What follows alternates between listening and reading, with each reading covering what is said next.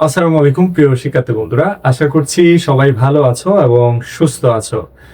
আমি আছি তোমাদের সিভিক্স ইনস্ট্রাক্টর মোহাম্মদ রাসেল। প্রিয় শিক্ষার্থী বন্ধুরা, সিভিক্স এর ধারাবাহিক ক্লাসে আজকে তোমাদেরকে দ্বিতীয় পত্রের পঞ্চম অধ্যায় পড়াবো, যে অধ্যায়টি সাজানো হয়েছে বাংলাদেশের সরকার এবং প্রশাসনিক কাঠামো নিয়ে। তো আমরা আলোচনা শুরু করছি। তো এখানে তোমরা যখন ক্লাস করবা তখন অবশ্যই তোমাদের খাতা, বই এবং কলম নিয়ে বসতে হবে, এবং যেই জায়গাগুলো স্লাইডে নাই, মুখ দিয়ে বলতেছে, সেগুলো তোমরা অবশ্যই নোট করবা। এবং এক্ষেত্রে সবচেয়ে ভালো হয় যে মেইন বই নিয়ে যদি তুমি বসো, সেক্ষেত্রে বইয়ের মধ্যে ভাগ করে নিতে পারো। সরকার কি? সরকার হচ্ছে একটি প্রতিষ্ঠান। আমরা রাষ্ট্রের যে মৌলিক চারটি উপাদান রয়েছে, জনসংখ্যা, নির্দিষ্ট ভূখণ্ড, সার্বভৌমত্ব এবং সরকার, সেখানে সরকার একটা গুরুত্বপূর্ণ উপাদান। এবং সরকার হচ্ছে রাষ্ট্রের মুখপাত্র। একটা রাষ্ট্র কিভাবে চলবে সেই পলিসি মেক করে সরকার, এবং সরকার সেটাই করে যেটা জনগণ আশা করে, জনগণ যেটা ডিমান্ড করে সরকারের কাছ থেকে সেটা। এবং সরকার যদি আমরা ক্ষুদ্র অর্থে বলি, সরকার বৃহত্তর অর্থে সরকার বলতে আমরাও সরকারের অংশ, জনগণ। কারণ জনগণের ভোটে সরকার নির্বাচিত হয়। এবং সরকার আমরা যদি ক্ষুদ্র অর্থে বলি, সরকারের তিনটি বিভাগ, যে আইন বিভাগ, শাসন বিভাগ এবং বিচার বিভাগ নিয়ে সরকার গড়ে ওঠে। আমরা সেই সরকার কাঠামো সম্পর্কে এখানে দেখতেছি। একটা হচ্ছে আইন বিভাগ, শাসন বিভাগ এবং বিচার বিভাগ। এই তিনটি বিভাগ সরকার হিসেবে কাজ করে। আইন বিভাগের গঠন, শাসন বিভাগের গঠন, বিচার বিভাগের গঠন এবং সামগ্রিক তাদের কাজ এবং সবকিছু নিয়ে এই অধ্যায়ে সাজানো হয়েছে। এবং আমরা যদি প্রথমে বলি যে আইন বিভাগ, আমরা এই অধ্যায়ের মধ্যে আইন বিভাগ সম্পর্কে জানবো। আমাদের দেশের যে আইন বিভাগ রয়েছে সেটাকে বলে আইনসভা, এবং আইনসভাকে আমাদের দেশে স্পষ্টভাবে জাতীয় সংসদ বলা হয়। জাতীয় সংসদ এটা এক এক দেশে এক এক রকম, তবে প্রায় প্রতিটা দেশেই এই আইনসভা থাকে।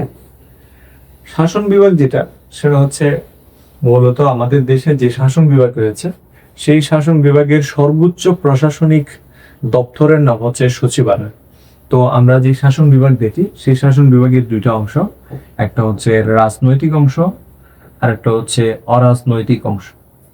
রাজনৈতিক অংশ কারা? যারা কিনা জনগণের প্রত্যক্ষ ভোটে বা বিভিন্ন পরোক্ষ বা প্রত্যক্ষ ভোটে জনগণের ম্যান্ডেট নিয়ে যারা জনগণের প্রতিনিধিত্ব করে, তারা রাজনৈতিক অংশের মধ্যে অবস্থান করে। যেমন রাষ্ট্রপতি, প্রধানমন্ত্রী, মন্ত্রী পরিষদের সদস্য এবং তাদের উপদেষ্টা যারা আছেন। আর অরাজনৈতিক অংশ যেটা যেটা কিনা হচ্ছে আমরা আমলাতন্ত্র হিসেবে জানি, অরাজনৈতিক অংশ। এই অরাজনৈতিক অংশ শাসন বিভাগে যাদেরকে কিনা আমরা আমলাতন্ত্র হিসেবে জানি। তাহলে আমাদের দেশের যে জাতীয় সংসদ আছে, সেখানে সংসদ সদস্য হচ্ছে 350 জন। আর যেটা শাসন বিভাগ আছে, সেখানে দুইটা অংশ, একটা রাজনৈতিক অংশ আর একটা হচ্ছে অরাজনৈতিক অংশ। রাজনৈতিক অংশ মানে যারা কিনা রাজনীতির মাধ্যমে জনগণের ভোটে বা প্রতিনিধিত্ব করেন তারা।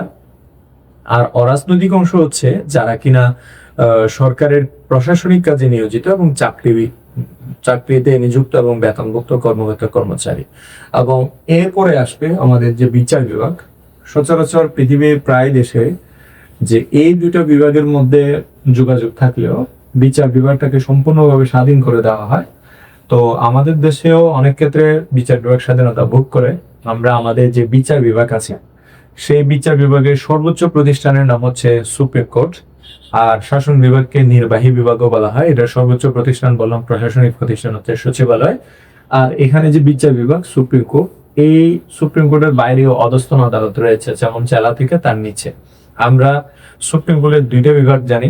সুপ্রিম কোর্ট মানে সর্বোচ্চ আদালত, এখানে হচ্ছে উচ্চ আদালত, এবং আর একটা হচ্ছে অধস্তন আদালত। তাহলে আমরা প্রথমে উচ্চ আদালত বললাম, আর একটা হচ্ছে অধস্তন আদালত। অধস্তন আদালত মানে হচ্ছে যে তার নিচে যে আদালতগুলো রয়েছে সেগুলো বোঝানো হচ্ছে।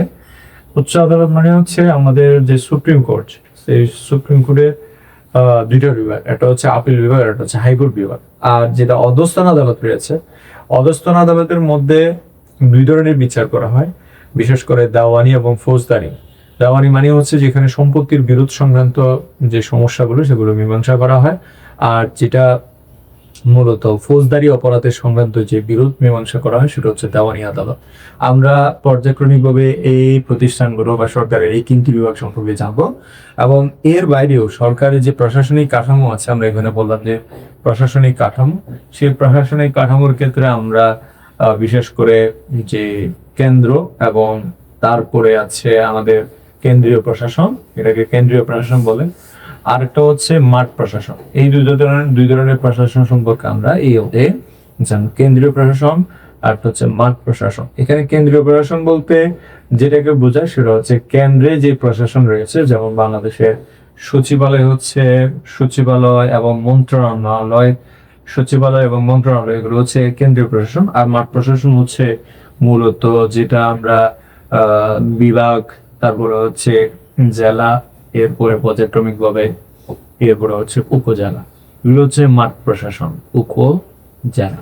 তাহলে আমরা পর্যায়ক্রমিক ভাবে আলোচনা শুরু করতে যাচ্ছি। তো এখানে প্রথমে আসবে হচ্ছে আমাদের যে আইন বিভাগ, সেটা। তাহলে আইন বিভাগ সম্পর্কে আমরা বা আইনসভা সম্পর্কে আমরা এখন জানবো। বাংলাদেশের যে সংবিধান আছে সেই সংবিধানে বলছে যে আইনসভা হবে এক কক্ষ বিশিষ্ট, এবং এটা স্পষ্ট যে আমাদের দেশের আইনসভা হচ্ছে এক কক্ষ বিশিষ্ট। এবং আমাদের যে আইনসভা, সেই আইনসভার নাম হচ্ছে জাতীয় সংসদ। সংবিধানের 56 নম্বর অনুচ্ছেদে আইনসভার বিষয়ে গঠনের বিষয়ে বলা আছে কি জাতীয় সংসদে 352 জন, তার মধ্যে হচ্ছে 300 জন নির্বাচিত প্রতিনিধি, 50 জন হচ্ছে সংরক্ষিত মহিলা। এবং এর বাইরেও আমাদের দেশে যেটা সংসদ সদস্য নির্বাচন পদ্ধতি এবং যোগ্যতা এবং অযোগ্যতা, আমাদের দেশের সচরাচর 25 বছর প্রাপ্তবয়স্ক যে কোনো নাগরিক ভোটার তালিকাভুক্ত হলে সেই নির্বাচন অংশগ্রহণ করতে পারে, এবং যেটাকে আমরা বলি সংসদ সদস্য পদে নির্বাচন করতে পারে।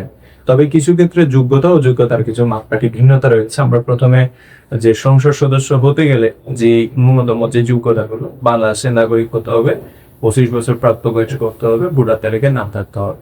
দ্বিতীয়ত অযোগ্যতা হচ্ছে কোনটা? অযোগ্যতা হচ্ছে উপযুক্ত আদালত কর্তৃক অপ্রকৃতস্থ ঘোষিত ঘটায়। যদি কোনো আদালত বলে যে সেই মানসিকভাবে অসুস্থ, অথবা যদি বলে যে সে শারীরিকভাবে সুস্থ নয়, সেই ক্ষেত্রে তার সে অযোগ্য বলে বিবেচিত হবে। আর এটা হচ্ছে দেউলিয়া।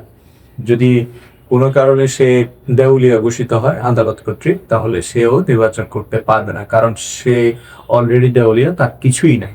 এবং আরেকটা হচ্ছে যে বিদেশি রাষ্ট্রের নাগরিকত্ব গ্রহণ বা আনুগত্য ঘোষণা। যদি কোনো নাগরিক বলে যে আমি বিদেশে চলে যাব, অথবা আমি বিদেশের এজেন্ট হয়ে আমি দেশে কাজ করব, অথবা সেই যদি বলে যে আমি বাংলাদেশের নয়, বাংলাদেশের কেউ নয়, সেক্ষেত্রে এটা থাকলো যে বিদেশি নাগরিকত্ব নিবে বা আনুগত্য ঘোষণা করবে।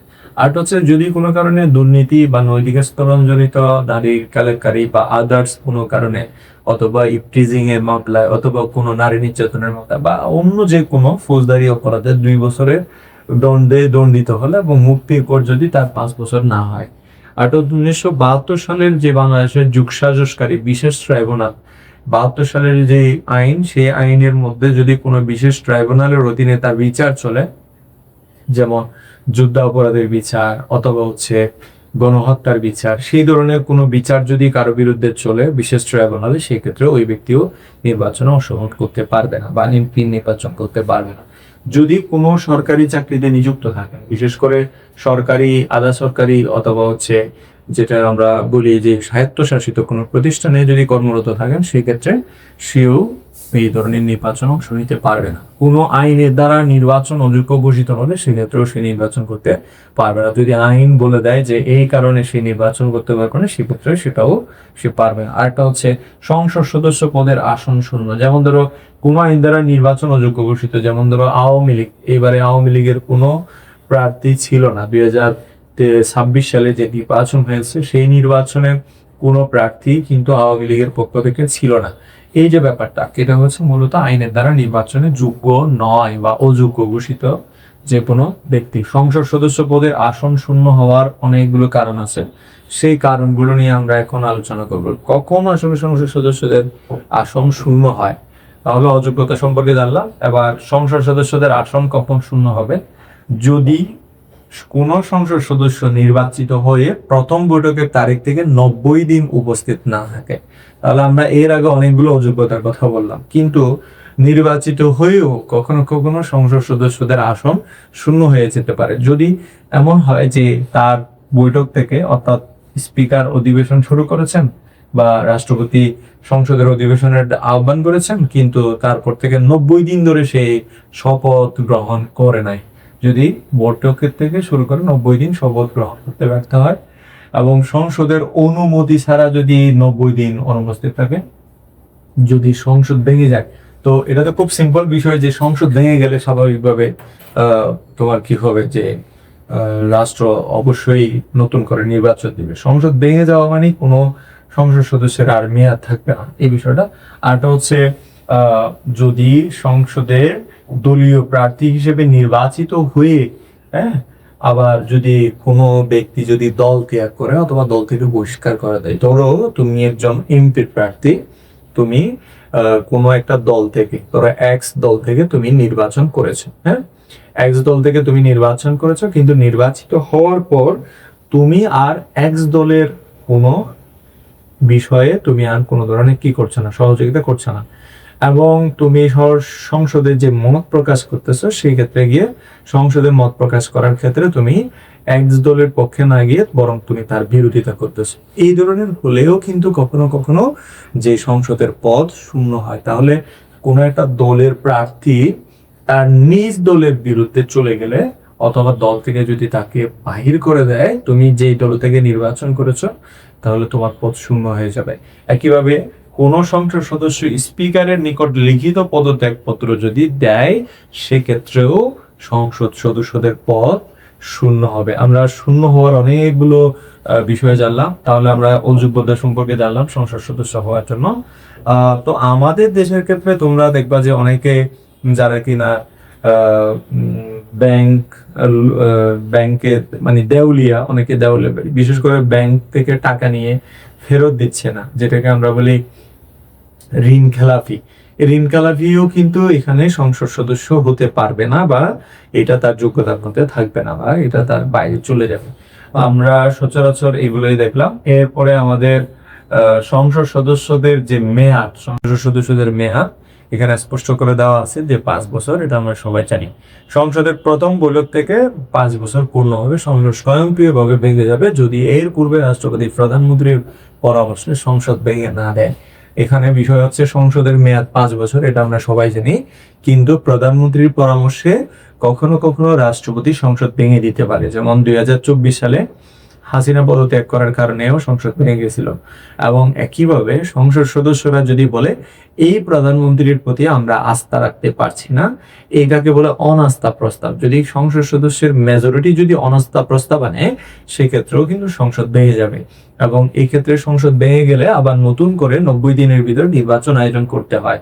এবং এরপরে বলছে কি, সংবিধানের বিধান যদি রাষ্ট্রপতির নিকট প্রতীয়মান হয় যে প্রজাতন্ত্রের যুদ্ধকালীন সময়ে সংসদ আইনের মাধ্যমে 1 বছর সংসদের মেয়াদ বাড়ানো যেতে পারে। ধরো আগামী 10 তারিখ কি সংসদের মেয়াদ শেষ, কিন্তু এর আগে 5 তারিখে যুদ্ধ লেগে গেছে, তাহলে রাষ্ট্রপতির কাছে সেটা পারমিশন আছে, সর্বোচ্চ সে 1 বছর কি করতে পারবে, যে সংসদ এক্সটেন্ড করতে পারবে। কিন্তু যদি কোনো ক্রমেই যদি যুদ্ধ থেমে যায়, তাহলে কোনোভাবেই যুদ্ধ সমাপ্তি হওয়ার পর থেকে কোনোভাবেই 6 মাস যাওয়া যাবে না, অর্থাৎ 6 মাসের বেশি হওয়া যাবে না। যুদ্ধ শেষ হয়ে গেলে 6 মাসের ভিতরে যে রাষ্ট্র পুনরায় সংস্কার করার মাধ্যমে যে 6 মাসের ভিতরে নির্বাচন আয়োজন করতে হবে, এটাই হচ্ছে মূলত সংবিধানের নিয়ম। এবং রাষ্ট্রের আইন বিভাগের বিষয়ে মেয়াদ সম্পর্কে আমরা এখন জেনে নিলাম। তাহলে কয় বছর? 5 বছর। সংসদের কুরাম বলে একটা বিষয় আছে। কুরাম কি? সংবিধানের 75 নম্বর অনুচ্ছেদে বলা হয়েছে, যদি সংসদ চালাতে হয় তাহলে কুরাম পরিপূর্ণ করতে হবে। কুরাম হচ্ছে সংসদ সদস্যদের ন্যূনতম উপস্থিতির যে পরিমাণ, সেটাকে বলে কুরাম। অর্থাৎ সংবিধানের নিয়ম অনুযায়ী বলা হয়েছে যে কুরাম পূর্ণ হলে তবে স্পিকার সংসদ কি করতে পারে, চালিয়ে নিতে পারে। অন্যথায় সংসদ যে মুলতবি করে পরবর্তী দিনের যে কার্যক্রমের জন্য ঘোষণা দিতে পারে। তাহলে সংবিধানের নিয়ম অনুযায়ী সংসদ চলাকালীন, বৈঠক চলাকালীন সভাপতির দৃষ্টি আকর্ষণ করা হয় যে উপস্থিত সম্মেলন সদস্য 60-এর কম, তবে স্পিকার অন্যান্য 60 জন সদস্য উপস্থিত না হওয়া পর্যন্ত বৈঠক স্থগিত বা মুলতবি করেন এবং 60 জন পূর্ণ হলে দেন তিনি আবার তার আলোচনা শুরু করেন। এইটাই হচ্ছে কোরাম। এবং এর পাশাপাশি আমাদের যে আলোচনা কোরামের বিষয়ে আমরা জানলাম। এরপরে হচ্ছে অধিবেশন। অধিবেশন কি? অধিবেশন মানে হচ্ছে সংসদ যে বিভিন্ন সময় মিটিং বসে, এটাকে বলে অধিবেশন। তো প্রথমত আমরা যেটা জানি যে সংসদের সাধারণ নির্বাচনের পর রাষ্ট্রপতি সরকারি বিজ্ঞপ্তির মাধ্যমে সংসদের অধিবেশন আহ্বান করেন। তাহলে কে সংসদের অধিবেশন আহ্বান করেন? রাষ্ট্রপতি সংসদের অধিবেশন আহ্বান করেন। কিসের মাধ্যমে? যে সরকারি বিজ্ঞপ্তির মাধ্যমে। উনি বলে যে আগামী এত তারিখ সংসদের অধিবেশন বসবে, সবাই এখানে উপস্থিত থাকতে হবে বা থাকবেন। তাহলে এই যে সংসদ সদস্যরা যদি কেউ অনুপস্থিত থাকে তাহলে কি হবে? তাহলে কিছুই হবে না, বরং এটার জন্য সে সংসদকে জানাতে পারে, অবহিত করতে পারে সে কেন আসতে পারে না, অথবা সে 90 দিনের ভিতরে উপস্থিত থাকলেও সেই বিষয়টা আইনসম্মত। তো আমরা সচরাচর যেটা দেখি যে অধিবেশনে যে রাষ্ট্রপতি তিনি কি করতে পারে, দেখো রাষ্ট্রপতির ক্ষমতা অনুযায়ী সংসদের অধিবেশন তিনি আহ্বান করতে পারে, অধিবেশন স্থগিত করতে পারে, সংসদ ভেঙে দিতে পারে প্রধানমন্ত্রীর পরামর্শে। প্রথম অধিবেশনের গুরুত্বপূর্ণ কাজের মধ্যে একটা হচ্ছে যে মধ্য থেকে একজন স্পিকার, একজন ডেপুটি স্পিকার নির্বাচন হবে, বিভিন্ন সংসদীয় স্থায়ী কমিটি গঠিত হবে। তাহলে প্রথম দিনে স্পিকার, ডেপুটি স্পিকার নির্বাচন এবং স্থায়ী কমিটিগুলো গঠিত হবে। সংসদে অনেক ধরনের স্থায়ী কমিটি আছে এবং এই স্থায়ী কমিটিগুলো গঠিত হবে প্রথম দিনেই। এই জন্য সংসদের প্রথম দিনটা অত্যন্ত গুরুত্বপূর্ণ এবং এই বিষয়টা এখানে উল্লেখ করা হয়েছে। আমরা এরপরে আলাপে যাই, সেটা হচ্ছে কি অধিবেশনের পরে আছে সংসদের উপস্থিতি এবং অংশগ্রহণ। সংসদের উপস্থিতিটা কিরকম দেখো, কোনো ব্যক্তি একই সময়ে 2 বা ততোধিক নির্বাচনী এলাকায় যে তোমার সংসদ সদস্য হতে পারবে না। ব্যাপারটা কি? ব্যাপারটা খুব সিম্পল। সেটা হচ্ছে ধরো তুমি ঢাকায় বসবাস করো, কিন্তু ওটা তোমার স্থায়ী বসতি নয়, তোমার স্থায়ী বসতি হচ্ছে রংপুর। তাহলে তুমি যদি রংপুরে বসবাস করো, তাহলে তুমি যদি ঢাকায়ও থাকো, তোমার স্থায়ী বসতি রংপুরে কিন্তু তুমি ঢাকায় থাকো, তাহলে ঢাকায়ও তুমি নির্বাচন করতে চাও, রংপুরেও করতে চাও, তাহলে দুই দিকে তুমি নির্বাচন করতে পারবা। এই সুযোগটা সংসদ নির্বাচনে আছে, অর্থাৎ জাতীয় সংসদ নির্বাচনে, যেটা আমরা জাতীয় নির্বাচন বলি, সাধারণ নির্বাচনে আছে। তো এই ক্ষেত্রে তুমি চাইলে 2টা আসনে নির্বাচন করতে পারো, 3টা আসনে নির্বাচন করতে পারো। এক্ষেত্রে কোনো বাধ্যবাধকতা নাই, মানে অবশ্যই 2-3টা আসনে করতে হবে এরকম না, অবশ্যই একটা আসনে করতে হবে এটাও না। তাহলে 2-3টা আসনে করলে কি করো? যদি তুমি 2টা আসনেই জয়লাভ করো, একটাতে করলে তো সমস্যা নেই, কিন্তু 2টা আসনে যদি জয়লাভ করো কোনো কারণে, তাহলে কি হবে যে যদি কোনো ব্যক্তি 2 বা একই সময়ে 2 বা ততোধিক নির্বাচনী এলাকায় সংসদ সদস্য হতে মানে নির্বাচিত হয়, কিন্তু তিনি ওই 2 এলাকার প্রতিনিধিত্ব করতে পারবে না, কি করবেন তখন? তখন তিনি একাধিক আসনে নির্বাচিত হলে 30 দিনের মধ্যে যে আসনটির প্রতিনিধিত্ব করবেন সেই আসনটি রেখে বাকি আসনটি ছেড়ে দিবেন এবং ওই আসনের মধ্যে উপনির্বাচন হবে। ওই আসনের মধ্যে কি হবে? উপনির্বাচন হবে। নির্বাচন কমিশন সেই নির্বাচন পরিচালনা করবে এবং তা না করলে সকল আসন শূন্য হয়ে যাবে 30 দিনের ভিতরে। এটা বলতেই হবে, করতেই হবে, বাধ্যবাধকতা এখানে আছে। 30 দিনের ভিতরে না করলে সেই ক্ষেত্রে যে ব্যক্তি একাধিক আসনে জয়লাভ করেছে তার একটাও আসন থাকবে না। বুঝতে পারছো কিনা? কারণ এটা বাধ্যবাধকতা সংবিধান অনুযায়ী। তাহলে আমাদের সংবিধানের যে পদের অংশগ্রহণের বিষয়ে একাধিক অংশগ্রহণ করতে পারলেও নির্বাচিত হওয়ার পর একাধিক পদে কি করতে পারবেন না, যে মূলত যে আসন টিকিয়ে রাখতে পারবেন না। সংবিধানের 67 নম্বর অনুচ্ছেদে সংসদের প্রথম বৈঠকের তারিখ হতে 90 দিনের মধ্যে সংসদ সদস্যকে তৃতীয় তফসিল অনুযায়ী শপথ গ্রহণ ও স্বাক্ষর করতে হবে। তার মানে 90 দিন সংসদ চলো, এটা আমরা একটু আগেও পড়ছি। অন্যথায় তার আসন শূন্য হবে। এছাড়াও সংসদের অনুমতি ছাড়া একাধিক ক্রমে 90 কার্য দিবস সংসদ যদি অনুমতি না দেয়, তুমি যদি একাধিক ক্রমে যদি তুমি একটানা একাধিক ক্রমে মানে কি একটানা 90 দিন যদি তুমি সংসদের কোনো যেটাকে আমরা বলি যে অধিবেশন অংশগ্রহণ না করো, সেক্ষেত্রেও তোমার আসন কি হবে? শূন্য হবে। আর এটা হচ্ছে সংসদ ভেঙে গেলে তাও কিন্তু আসন কি হবে? শূন্য হবে। এটা তো আমরা একটু আগেও পড়েছি। এখন আরেকটা হচ্ছে দল ত্যাগ বা ফ্লোর ক্রসিং। এটাকে ইংরেজিতে বলে ফ্লোর ক্রসিং। দল ত্যাগ মানে হচ্ছে কি, যে কোনো একটু আগে আমরা বললাম যে আসন শূন্য হওয়ার পেছনে যে কারণগুলো রয়েছে তার মধ্যে একটা অন্যতম কারণ হচ্ছে দল ত্যাগ করা বা ফ্লোর ক্রসিং করা। এটা কিরকম?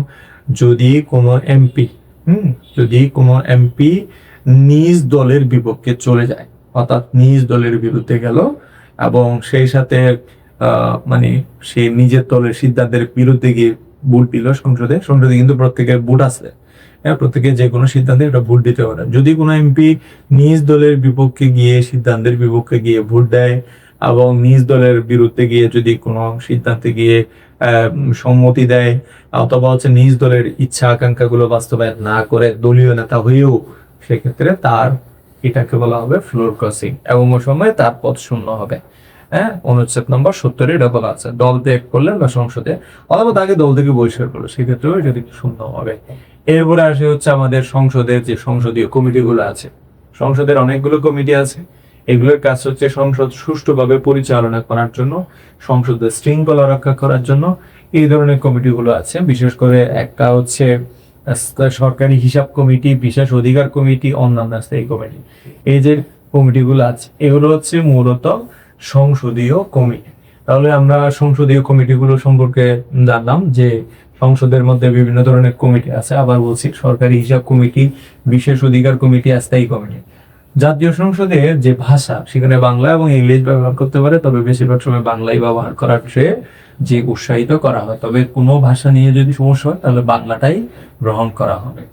এরপরে আমরা জাতীয় সংসদ ও সংসদ সদস্যদের বিশেষ অধিকার ও দায়মুক্তি।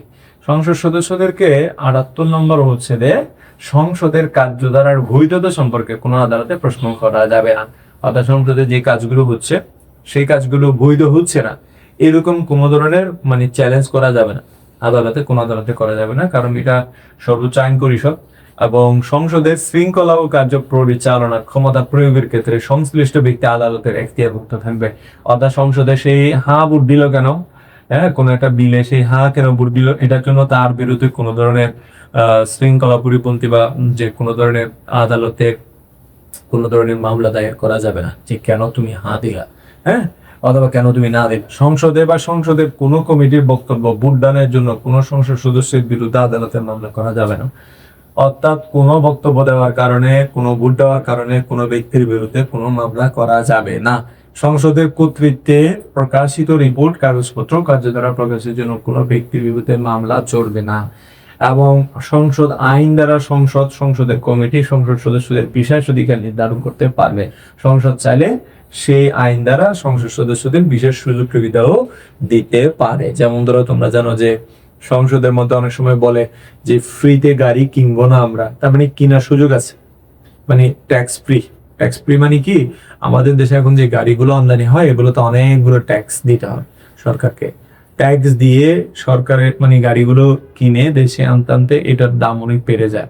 তো এটা ট্যাক্স ফ্রি গাড়ি, এটা একটা বিশেষ সুবিধা, এটা সংসদ সদস্যদেরকে দিয়েছে, এই ক্ষেত্রে এটা সুবিধা আছে। আর একটা ক্ষমতা ও কার্যাবলী। সংসদ কি করে, তাহলে আমরা সংসদের দায় মুক্তি বুঝছো, সংসদে যা কিছু হোক না কেন সেটার জন্য কোনো ধরনের চ্যালেঞ্জ করা যাবে না, কোনো সদস্যের বিরুদ্ধেও মামলাও করা যাবে না। সংসদ সদস্যদের জাতীয় সংসদের কার্যাবলী, আমরা কি কাজ করে জাতীয় সংসদ সে বিষয়ে আমরা জানি। বিশেষ করে আইন প্রণয়ন, তোমরা জানো যে আইন পরিষদ, রাষ্ট্রের সর্বোচ্চ আইন পরিষদ হচ্ছে জাতীয় সংসদ। জাতীয় সংসদের সব প্রায় কাজই হচ্ছে আইনের সাথে সম্পর্কিত। আইন প্রণয়ন, শাসন সংক্রান্ত ক্ষমতা। এখানে শাসন সংক্রান্ত ক্ষমতা বলতে কি বোঝাচ্ছে? শাসন সংক্রান্ত ক্ষমতা বলতে এখানে শাসন বিভাগকে নিয়ন্ত্রণ করে কোন বিভাগ? এই যে শাসন বিভাগকে নিয়ন্ত্রণ করে আইন বিভাগ। শাসন বিভাগে যারা মন্ত্রী আছে তারা সবাই আইন বিভাগের নিকট যাওয়া করতে বাধ্য থাকে। এই জন্য শাসন বিভাগ শাসন সংক্রান্ত কাজ। সরকার গঠন সংক্রান্ত কাজ, এই যে সংসদ গঠিত হয় এরপরে সরকার গঠিত হয়, নাকি সরকার গঠিত হওয়ার পরে সংসদ গঠিত হয়? উত্তর হচ্ছে সংসদ গঠিত হওয়ার পরে সরকার গঠিত। এই জন্য সরকার গঠন সংক্রান্ত কাজ, বিশেষ করে 350 জন এমপির মধ্যে, বিশেষ করে 300 জন, হ্যাঁ, প্রথমে যারা নির্বাচিত প্রতিনিধি, এই 300টি আসনের মধ্যে যারা বেশি আসন পাবে তারাই গঠন করবে সরকার।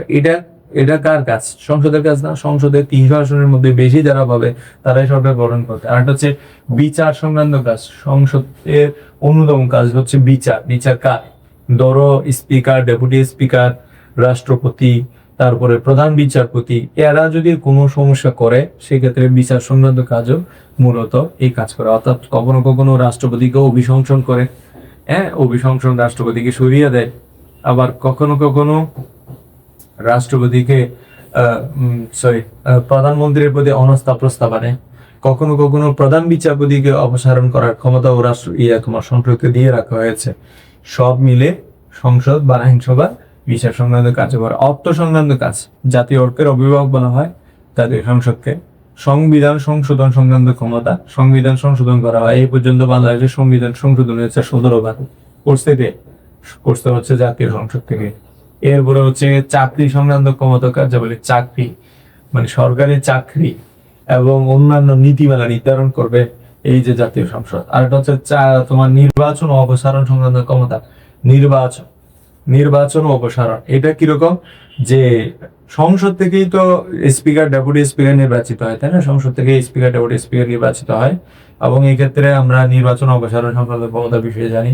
স্পিকার, ডেপুটি স্পিকার, তারপর হচ্ছে প্রধানমন্ত্রী, রাষ্ট্রপতি, এরা সবাই নির্বাচিত এই সংসদ থেকে। এই নির্বাচন সংক্রান্ত কাজ এরা করে। অধ্যাদেশ সংক্রান্ত কাজ, যে অধ্যাদেশ মানে অধ্যাদেশ মূলত আসে শাসন বিভাগ থেকে। তো তোমরা বলতে পারো এটা তাহলে আবার আইন বিভাগের কাজ কিভাবে হয়? শাসন বিভাগের রাষ্ট্রপতি যিনি থাকেন, এই অধ্যাদেশ জারি করেন হচ্ছে শাসন বিভাগের রাষ্ট্রপতি। তো যিনি শাসন বিভাগের রাষ্ট্রপতি আছেন তিনি অধ্যাদেশ জারি করেন, এটা রাষ্ট্রপতির কাজ। এবং অধ্যাদেশ মানে কি? অধ্যাদেশ মানে হচ্ছে রাষ্ট্রপতির যে কোনো আদেশ, সেটা যখন আইনে পরিণত হয় সেটা অধ্যাদেশ, মানে আইন। এটা এক ধরনের আইন, শাসন বিভাগ কর্তৃক প্রণীত। এবং যদি এই অধ্যাদেশগুলো আইনসভায় মানে কি হয়, অনুমোদন হয়, তাহলে সেটা আইনে পরিণত হয় এবং আইন হিসেবে থাকে। আর যদি আইনসভা সেটা বাতিল করে দেয় তাহলে সেটা বাতিল হয়ে যায়। তো আমাদের 2024-এর যে ইন্টারিম গভর্নমেন্ট গঠিত হয়েছে, যে অন্তর্বর্তীকালীন সরকার, সেখানে শাহাবুদ্দিন চুপ্পুকে দিয়ে অন্তর্বর্তীকালীন সরকার বিভিন্ন অধ্যাদেশ জারি করেছে। কিন্তু পরবর্তীতে 2026 সালে বিএনপি সরকার এসে ওই অধ্যাদেশগুলো যেগুলো বিএনপির ফেভারে আছে সেগুলো তারা গ্রহণ করেছে, সংসদ কর্তৃক অনুমোদন নিয়ে সেগুলো কি করেছে, যে আইনে পরিণত করেছে, আর বাকিগুলো বাতিল করে দিয়েছে। তাহলে কোনো অধ্যাদেশ বাতিল এবং সেই সংক্রান্ত ক্ষমতা গ্রহণ করার ক্ষমতা সংসদে রয়েছে। সামরিক বিষয় সংক্রান্ত, ধরো সামরিক অস্ত্র কেনা, সামরিক বাহিনীর সদস্য বাড়ানো বা সামরিক সংক্রান্ত কোন যুদ্ধের সিদ্ধান্ত, সবকিছু আইনসভা থেকে হয়। এরপর আরেকটা হচ্ছে কি, যে জরুরি অবস্থা ঘোষণা, যে রাষ্ট্রের মধ্যে জরুরি অবস্থা ঘোষণা, যেটাকে আমরা বলি কারফিউ। জরুরি অবস্থা ঘোষণার একমাত্র এখতিয়ার কার? যে তোমার আইনসভা। এর পাশাপাশি হচ্ছে জরুরি অবস্থা ঘোষণা করেন কিন্তু রাষ্ট্রপতি, কিন্তু আইনসভাই মূলত রাষ্ট্রপতিকে পরামর্শ দেয় এবং রাষ্ট্রপতি আইনসভার পরামর্শে এই জরুরি অবস্থা ঘোষণা করে থাকে। একটা হচ্ছে অন্যান্য ক্ষমতার কাজ যাবে। অন্যান্য ক্ষমতা মানে কি? অন্যান্য ক্ষমতা হচ্ছে যেমন ধরো সংসদের মধ্যে বিভিন্ন বিষয়ে আলাপ আলোচনা, বিশেষ করে ডিবেট হয়। ডিবেটের মাধ্যমে, আলাপ আলোচনার মাধ্যমে কি উঠে আসে? এই যে ডিবেটের মাধ্যমে বা আলাপ আলোচনার মাধ্যমে সংসদ থেকে যেটা উঠে আসে সেটা হচ্ছে কি সার্বিক সিদ্ধান্তটা, যেটা সবার জন্য কল্যাণকর, এই ধরনের সিদ্ধান্তটা উঠে আসে। এভাবেই হচ্ছে আইনসভা আইন প্রণয়নের ক্ষেত্রে, বিভিন্ন কাজের ক্ষেত্রে ভূমিকা রাখে। এইগুলো সবগুলোই তোমাদেরকে ভালো করে পড়তে হবে। তোমাদের বইয়ের মধ্যে আরো সুন্দর করে এগুলোর কাজে বলে এগুলো ডিটেলসে আছে। আমি জাস্ট এখানে পয়েন্টগুলো তুলে আনলাম এবং এগুলো ব্যাখ্যা করলাম। তোমরা বই থেকে ওই পয়েন্টগুলোর সাথে ব্যাখ্যাগুলো ভালো করে পড়বা। পরীক্ষায় যদি বলে যে আইনসভার কার্যাবলী লিখো, তখন তুমি এখান থেকে যে 5-7টা লিখতে পারো লিখবা, হালকা ব্যাখ্যা দিবা তুমি যেটু মনে রাখতে পারছো। এখানে তোমরা আবার ভাবতে পারো যে জাতীয় অর্থের অভিভাবক কিভাবে হয়, যে অর্থ সংক্রান্ত যত বিল সবগুলো সংসদ থেকে পাস হয় এবং সিদ্ধান্ত হয় যে হ্যাঁ এটাতে অর্থ ব্যয় করা যায়। তো এই জন্য অর্থ সংক্রান্ত সব ক্ষমতা আইনসভার কাছে দিয়ে দেওয়া হয়েছে। এবার আসি হচ্ছে আমাদের দেশের সবচেয়ে মানে অবহেলিত পদ, এবং যেটা এখন পর্যন্ত কোনো সরকারি বাস্তবায়ন করার কোনো ধরনের চেষ্টা তো করে নাই, সাহসী দেখায় না। সেরকম হচ্ছে কারা? সেটা হচ্ছে ন্যায়পালের। ন্যায়পাল। এবং এই ন্যায়পালের পদটা সৃষ্টি করা হয়েছে, এটাকে অম্বার্সম্যান বলা হয়।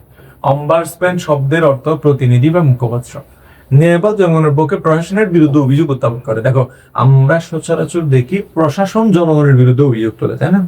প্রশাসন জনগণের বিরুদ্ধে অভিযোগ তোলে, যে কোনো দুর্নীতির, যে কোনো তোমার বিভিন্ন ইস্যু নিয়ে জনগণের বিরুদ্ধে অভিযোগ তোলে, যে জনগণ দুর্নীতি করতেছে, এই করতেছে, সেই করতেছে। কিন্তু ন্যায়পাল হচ্ছে সেই পদ যারা কিনা জনগণের পক্ষে প্রশাসনের জবাবদিহিতা, স্বচ্ছতা নিশ্চিত করার চেষ্টা করে। নেপাল জনগণের পক্ষে প্রশাসনের বিরুদ্ধে অভিযোগ উত্থাপন তদন্ত করেন। এটি প্রশাসনিক স্বচ্ছতা ও জবাবদিহিতা নিশ্চিত করার একটি গুরুত্বপূর্ণ প্রতিষ্ঠান। নেপাল পদের উদ্ভব সর্বপ্রথম 1809 সালে সুইডেনে নেপাল পদ সৃষ্টি করা হয়। 1809 সালে সুইডেনে নেপাল পদ সৃষ্টি করা হয়। পরবর্তীতে ফিনল্যান্ড, তোমরা এটা মনে রাখবা, সুইডেনে নেপাল পদের কথা মনে রাখবা, এবং পরবর্তী পর্যায়ক্রমিকভাবে নেপাল পদ বিভিন্ন দেশে সৃষ্টি করা হয়েছে। এবং বাংলাদেশের সংবিধান, যেটা 72 সংবিধান, সেখানে 77 নম্বর অনুচ্ছেদে নেপালের কথা বলা আছে। কত নম্বর অনুচ্ছেদে? 77 নম্বর অনুচ্ছেদে নেপালের কথা বলা আছে। বাংলাদেশের সংবিধানের 77 নম্বর অনুচ্ছেদে নেপালের কথা বলা আছে। তোমরা এটা অবশ্যই মনে রাখবা, 77 নম্বর অনুচ্ছেদে নেপালের কথা বলা আছে। আর এখানে যে 77 নম্বর অনুচ্ছেদ প্রায় সময় পরীক্ষা আসে, যে নেপালের ক্ষেত্রে আমাদের কিছু বিষয় মনে রাখতে হবে, যে নেপাল প্রশাসনিক যে কোনো ব্যক্তিকে জবাবদিহিতা স্বচ্ছতা নিশ্চিত করার জন্য তার বিরুদ্ধে অভিযোগ আনতে পারে এবং তাকে তোমার নোটিশ দিতে পারে। এখানে মন্ত্রণালয়, সরকারি কর্মচারী, কর্মকর্তা এবং সংবিধিবদ্ধ সরকারি কর্তৃপক্ষের বিরুদ্ধে অভিযোগ তদন্তের ক্ষমতা প্রদান করা হবে। নেপাল তার দায়িত্ব পালন সংক্রান্ত বার্ষিক প্রতিবেদন সংসদে উত্থাপন করবে। তার যে দায়িত্বগুলো সেগুলো পালন করে সেই সংসদে উত্থাপন করে। এরপরে আমরা আসি যে বাংলাদেশের যে সংসদে যে বিলগুলো পাস হয়, সংসদে কিভাবে চলে, সংসদে বিল পাস হয়, সেই বিলগুলো উত্থাপন করা হয় কোথায়? যে উত্থাপন করা হয় হচ্ছে সংসদে, মানে সংসদ থেকেই বিলগুলো পাস হয়। বিল দুই ধরনের, সরকারি বেসরকারি বিল। এই বিল সম্পর্কে আমরা একটু যাই। বিল কি? বিল হচ্ছে সংসদে উত্থাপিত প্রস্তাবকে বিল বলে। সংসদে আইন প্রণয়নের জন্য প্রস্তাবকে বিল বলা হয়। বিল দুই ধরনের, সরকারি যারা মন্ত্রী আছে তারা এই বিলগুলো উত্থাপন করে, আর যারা এমপি আছে তারা হচ্ছে বেসরকারি বিল উত্থাপন করে। এবং সরকারি বিলগুলো 7 দিনের ভিতরে পাস হয়, আর বেসরকারি বিলগুলো 15 দিন সময় নেয়। এখানে 7 দিনের মধ্যে পাস হয়। রাষ্ট্রপতি 7 দিনের মধ্যে সাইন না দিলেও দেখো বিলগুলো কিভাবে পাস হয়। ধরো কোনো মন্ত্রী যদি সংসদের মধ্যে কোনো বিল, মন্ত্রীরাও তো সংসদে থাকে তাই না, সংসদে উত্থাপন করে এবং এটা গৃহীত হয়, তাহলে সংসদে যে প্রস্তাব উত্থাপন করে সেটার বলে বিল। বিলটা গৃহীত হওয়ার পরে স্পিকারের কাছ থেকে এটা যাবে কার কাছে? স্পিকারের কাছ থেকে যাবে রাষ্ট্রপতির কাছে, এবং রাষ্ট্রপতি এটাতে যদি 7 দিনের ভিতরে সাইন না দেয় তাও আইনে পরিণত হবে। এবং এর বাইরে গিয়ে আমরা যে সংসদ সদস্যের কথা বলছি, এমপিরা যখন হচ্ছে বিল উত্থাপন করে সংসদে, এটা বিল আকারে পাস হওয়ার পরে এটা স্পিকারের কাছে যাবে। স্পিকার এটা আবার ঠিক সেম কাজ রাষ্ট্রপতির কাছে পাঠাবে। রাষ্ট্রপতি 15 দিনের ভিতরে যদি সাইন না করে তাহলে তাও কিন্তু আইনে পরিণত হবে। তাহলে এইভাবেই এগুলো আইন তৈরি হয়। তাহলে সংসদে যে প্রস্তাব উত্থাপন করা সেটা বলে বিল। আর বিল কয় ধরনের? 2 ধরনের, একটা সরকারি বিল আর একটা হচ্ছে বেসরকারি বিল। সরকারি বিল কোনটা? যেটা মন্ত্রীরা উত্থাপন করে। আর বেসরকারি বিল কোনটা? যেটা এমপিরা উত্থাপন করে। এই 2 ধরনের বিল আমরা জানলাম। এখন আমাদের আইন প্রণয়নের চূড়ান্ত ধাপ হচ্ছে যে রাষ্ট্রপতি সম্মতি দিলে বা সম্মত ধরা হলে বিল আইন হিসেবে কার্যকর হয়। এবার আসি সংসদ নেতা এবং বিরোধী দলের নেতার দায়িত্ব কি। সংসদ নেতা মানে হচ্ছে প্রধানমন্ত্রী। সংসদ নেতাকে প্রধানমন্ত্রী। জাতীয় সংসদকে সচল ও গতিশীল কার্যকর রাখতে গুরুত্বপূর্ণ সংসদ দায়িত্ব। সহনশীল, গণতন্ত্র মনস্ক ও উদার হলে সংসদ বিরোধ কমে এবং নীতি নির্ধারণ আইন প্রণয়নের সময় ক্ষমতাসীন ও তারপরে হচ্ছে বিরোধী দলের মধ্যে সাধারণ ঐক্য স্থাপন করতে সাহায্য করে। এদের দায়িত্ব হচ্ছে এগুলো বাদে রাখা। এবং হুইপদের দায়িত্ব কি? হুইপদের দায়িত্ব হচ্ছে সরকারি ও বিরোধী দলের সদস্যদের উপস্থিতি নিষেধ করা, শৃঙ্খলা। হুইপদের মূল কাজ হচ্ছে শৃঙ্খলা এবং আলোচনার বিষয়বস্তু প্রশ্নোত্তর প্রণয়নে সাহায্য করা, এবং সংসদ সদস্যদের আচরণ ও প্রকাশভঙ্গি নিয়ন্ত্রণ করা, কোরাম পূরণের জন্য সংসদের আহ্বান করা, এবং ভোটাভুটি ও গুরুত্বপূর্ণ সিদ্ধান্তের দলের সমন্বয় করা, নিজেদের কাজের জন্য সংসদ নেতা বা বিরোধী নেতার প্রতি দায়বদ্ধ। এই বিষয়গুলো এখানে অন্তর্ভুক্ত করছে, অর্থাৎ হুইপদের দায়িত্বের মধ্যে এগুলো আছে।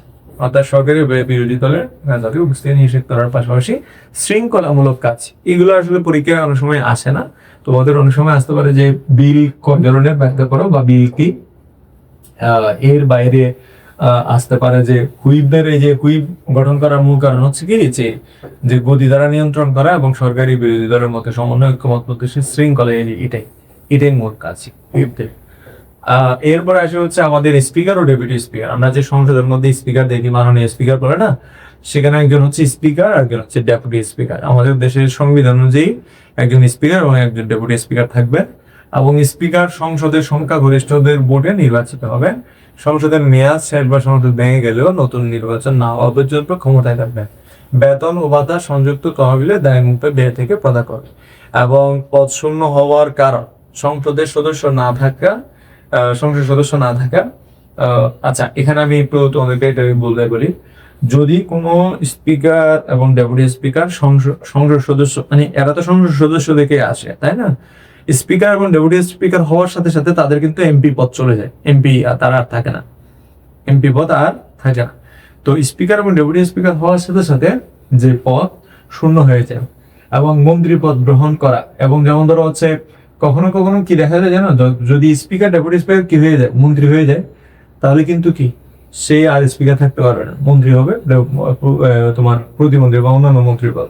সংসদ সদস্যদের সংখ্যাগরিষ্ঠ ভোটে অপসারণের প্রস্তাব গৃহীত করে। স্পিকার ও ডেপুটি স্পিকারকে কখন সরানো হবে? দেখো, আবার বলতেছি, যদি সংসদ সদস্য না থাকে, মানে সে যদি এমপি না থাকে, এমনি স্বাভাবিকভাবে এমপি হওয়ার যে যোগ্যতা, সেই যোগ্যতা তো তার ভিতরে আছে, সে নির্বাচিত হওয়ার পরে সেই স্পিকার ডেপুটি স্পিকার হয়েছে। এক, দ্বিতীয়ত হচ্ছে মন্ত্রীর পদ গ্রহণ করলে সে আর স্পিকার থাকে না, সে মন্ত্রী হয়ে যায়। এরপর একটা কি, সংসদ সদস্যদের সংখ্যাগরিষ্ঠ জনগণ যদি, মানে সংসদ সদস্য যদি চায় যে তাকে আর রাখবে না, তাও কিন্তু তার পদ আর থাকে না। আর এটা হচ্ছে কি, স্বাক্ষরিত পদত্যাগ করে রাষ্ট্রপতির কাছে যদি পেশ করে, তাও কিন্তু তার পদ থাকে না। ডেপুটি স্পিকার স্পিকারের পদ গ্রহণ করলে, অর্থাৎ যদি কোনো কারণে ডেপুটি স্পিকার হয়ে যায়, তাহলে স্পিকারের পদ আর থাকে না। বুঝতে পারছো কিনা? খুব সিম্পল হিসাব। স্পিকার হতে গেলে আগে তোমাকে এমপি হইতে হবে, এমপি হওয়ার পরে যারা সংসদ সদস্য আছে এমপিদের ভোটে তুমি নির্বাচিত হবে, এবং তুমি কোনো কারণে যদি সংসদ সদস্যের পদ তোমার বিলুপ্ত হয়ে যায়, তাহলে তুমি কি থেকেও চলে যাবা, যে স্পিকারের পদ থেকেও চলে যাবা। একইভাবে যে তোমার মন্ত্রী, তুমি যদি মন্ত্রী হয়ে যাও, তাও কিন্তু তোমার স্পিকারের পদ চলে যাবে। একইভাবে ডেপুটি স্পিকার যদি স্পিকার হয়ে যায়, তাহলে তোমার পদ আর থাকলো না, কারণ স্পিকার দুইজন হয় না, একজন ডেপুটি স্পিকার। স্পিকার ও ডেপুটি স্পিকারের কাজ কি, সেগুলো তোমরা নিশ্চয়ই দেখেছো সংসদের মধ্যে। স্পিকারের কাজ হচ্ছে সংসদের সভার সভাপতিত্ব করা। তাহলে জাতীয় সংসদের সভার সভাপতিত্ব করেন কে? প্রধানমন্ত্রী না স্পিকার? অবশ্যই স্পিকার। তবে সংসদের নেতাকে প্রধানমন্ত্রী। এরপরে আরেকটা হচ্ছে কি, যে নবনির্বাচিত সংসদ সদস্যদের শপথ পাঠ, তাহলে সংসদ সদস্যদেরকে শপথ পড়ান কে? স্পিকার। আর এটা হচ্ছে সংসদীয় কার্যপ্রণালী অনুযায়ী বৈঠক আহ্বান ও শৃঙ্খলা রক্ষা, এটাও কে করে? স্পিকার করে। তাহলে সংসদীয় কার্যপ্রণালী অনুযায়ী বৈঠক আহ্বান পরিচালনা, শৃঙ্খলা রক্ষা করে। শৃঙ্খলা ভঙ্গ করলে সংসদ সদস্যকে সতর্ক বা বহিষ্কার করা। সংসদীয় বিতর্কে সাধারণত অংশগ্রহণ না করা, তবে সমান ভোটে নির্ণায়ক ভোট দেওয়া। এই যে দেখো, সমান ভোটে নির্ণায়ক ভোট, এটাকে বলে কাস্টিং ভোট। কি বলে? Casting vote. কাস্টিং ভোট কি? কাস্টিং ভোটটা হচ্ছে মূলত এমন একটা ভোট। আচ্ছা, এখানে আমি আবার একটু লাইনটা তোমাদেরকে বলি, কারণ হচ্ছে তোমরা অনেকে নাও বুঝতে পারো, কারণ তোমাদের জন্য এগুলো কঠিন, আমার জন্য সহজ হইতে পারে। সংসদীয় বিতর্কে সাধারণত অংশগ্রহণ না করা। ধরো একটা বিষয়ে, একটা বিলের পক্ষে একদল এক ধরনের বক্তব্য দিচ্ছে, আরেক দল আরেক ধরনের বক্তব্য দিচ্ছে, তাহলে দুইটা দল, একটা সরকার দল আর একটা বিরোধী দল, তো স্বাভাবিকভাবে তাদের মধ্যে ক্লাস থাকবে, বিভিন্ন ইস্যু নিয়ে তারা তর্ক বিতর্ক করবে। এখন স্পিকার কি কোনো দলের পক্ষে চলে যাবে? হতে হচ্ছে না, স্পিকার কোনো দলের পক্ষে যাবে না, এবং স্পিকার ডিবেট গুলোকে সেই বিবেচনায় রাখবে, যে সে দেখবে যে কারা কি ধরনের ডিবেট করতেছে, কি বলতে যাচ্ছে, কি চাচ্ছে আসলে। এই সবকিছুর সিদ্ধান্তের পরে যদি এমন হয় যে 50% কোন একটা প্রস্তাবের পক্ষে হ্যাঁ ভোট দিছে, আর 50% ওটার পক্ষে, মানে সংসদে ধরো 200 জন আছে উপস্থিত, 100 জন মানে কোন একটা প্রস্তাবের পক্ষে হ্যাঁ দিছে, আর 100 জন বলতেছে আমরা এটা মানি না, তাহলে দুইটা, মানে একটা প্রস্তাবের পক্ষে দুই ভাগ হয়ে গেছে। তখন স্পিকার কি করে? স্পিকারের ওই কাস্টিং ভোটটা সে দেয়, যেটা বলে নির্ণায়ক ভোট। পরীক্ষায় অনেক সময় প্রশ্ন আসতে পারে, নির্ণায়ক ভোট কি? এটা করবা যে সংসদে যখন কোন একটা বিলের প্রস্তাবে সংসদ সদস্যদের মধ্যে দুই ভাগ হয়ে যায়, এবং ওই দুই ভাগের মধ্যে যখন হচ্ছে কোনো সিদ্ধান্তে আসা যায় না, তখনই মূলত স্পিকার কি ভোট দেয়? কাস্টিং ভোট প্রদান করে বা কাস্টিং ভোট দেয়। তাহলে নির্ণায়ক ভোট বা কাস্টিং ভোট হচ্ছে এটা। তাহলে স্পিকার মূলত সমান হয়ে গেলে, দুই ভাগ হয়ে গেলে স্পিকার মূলত কি করে?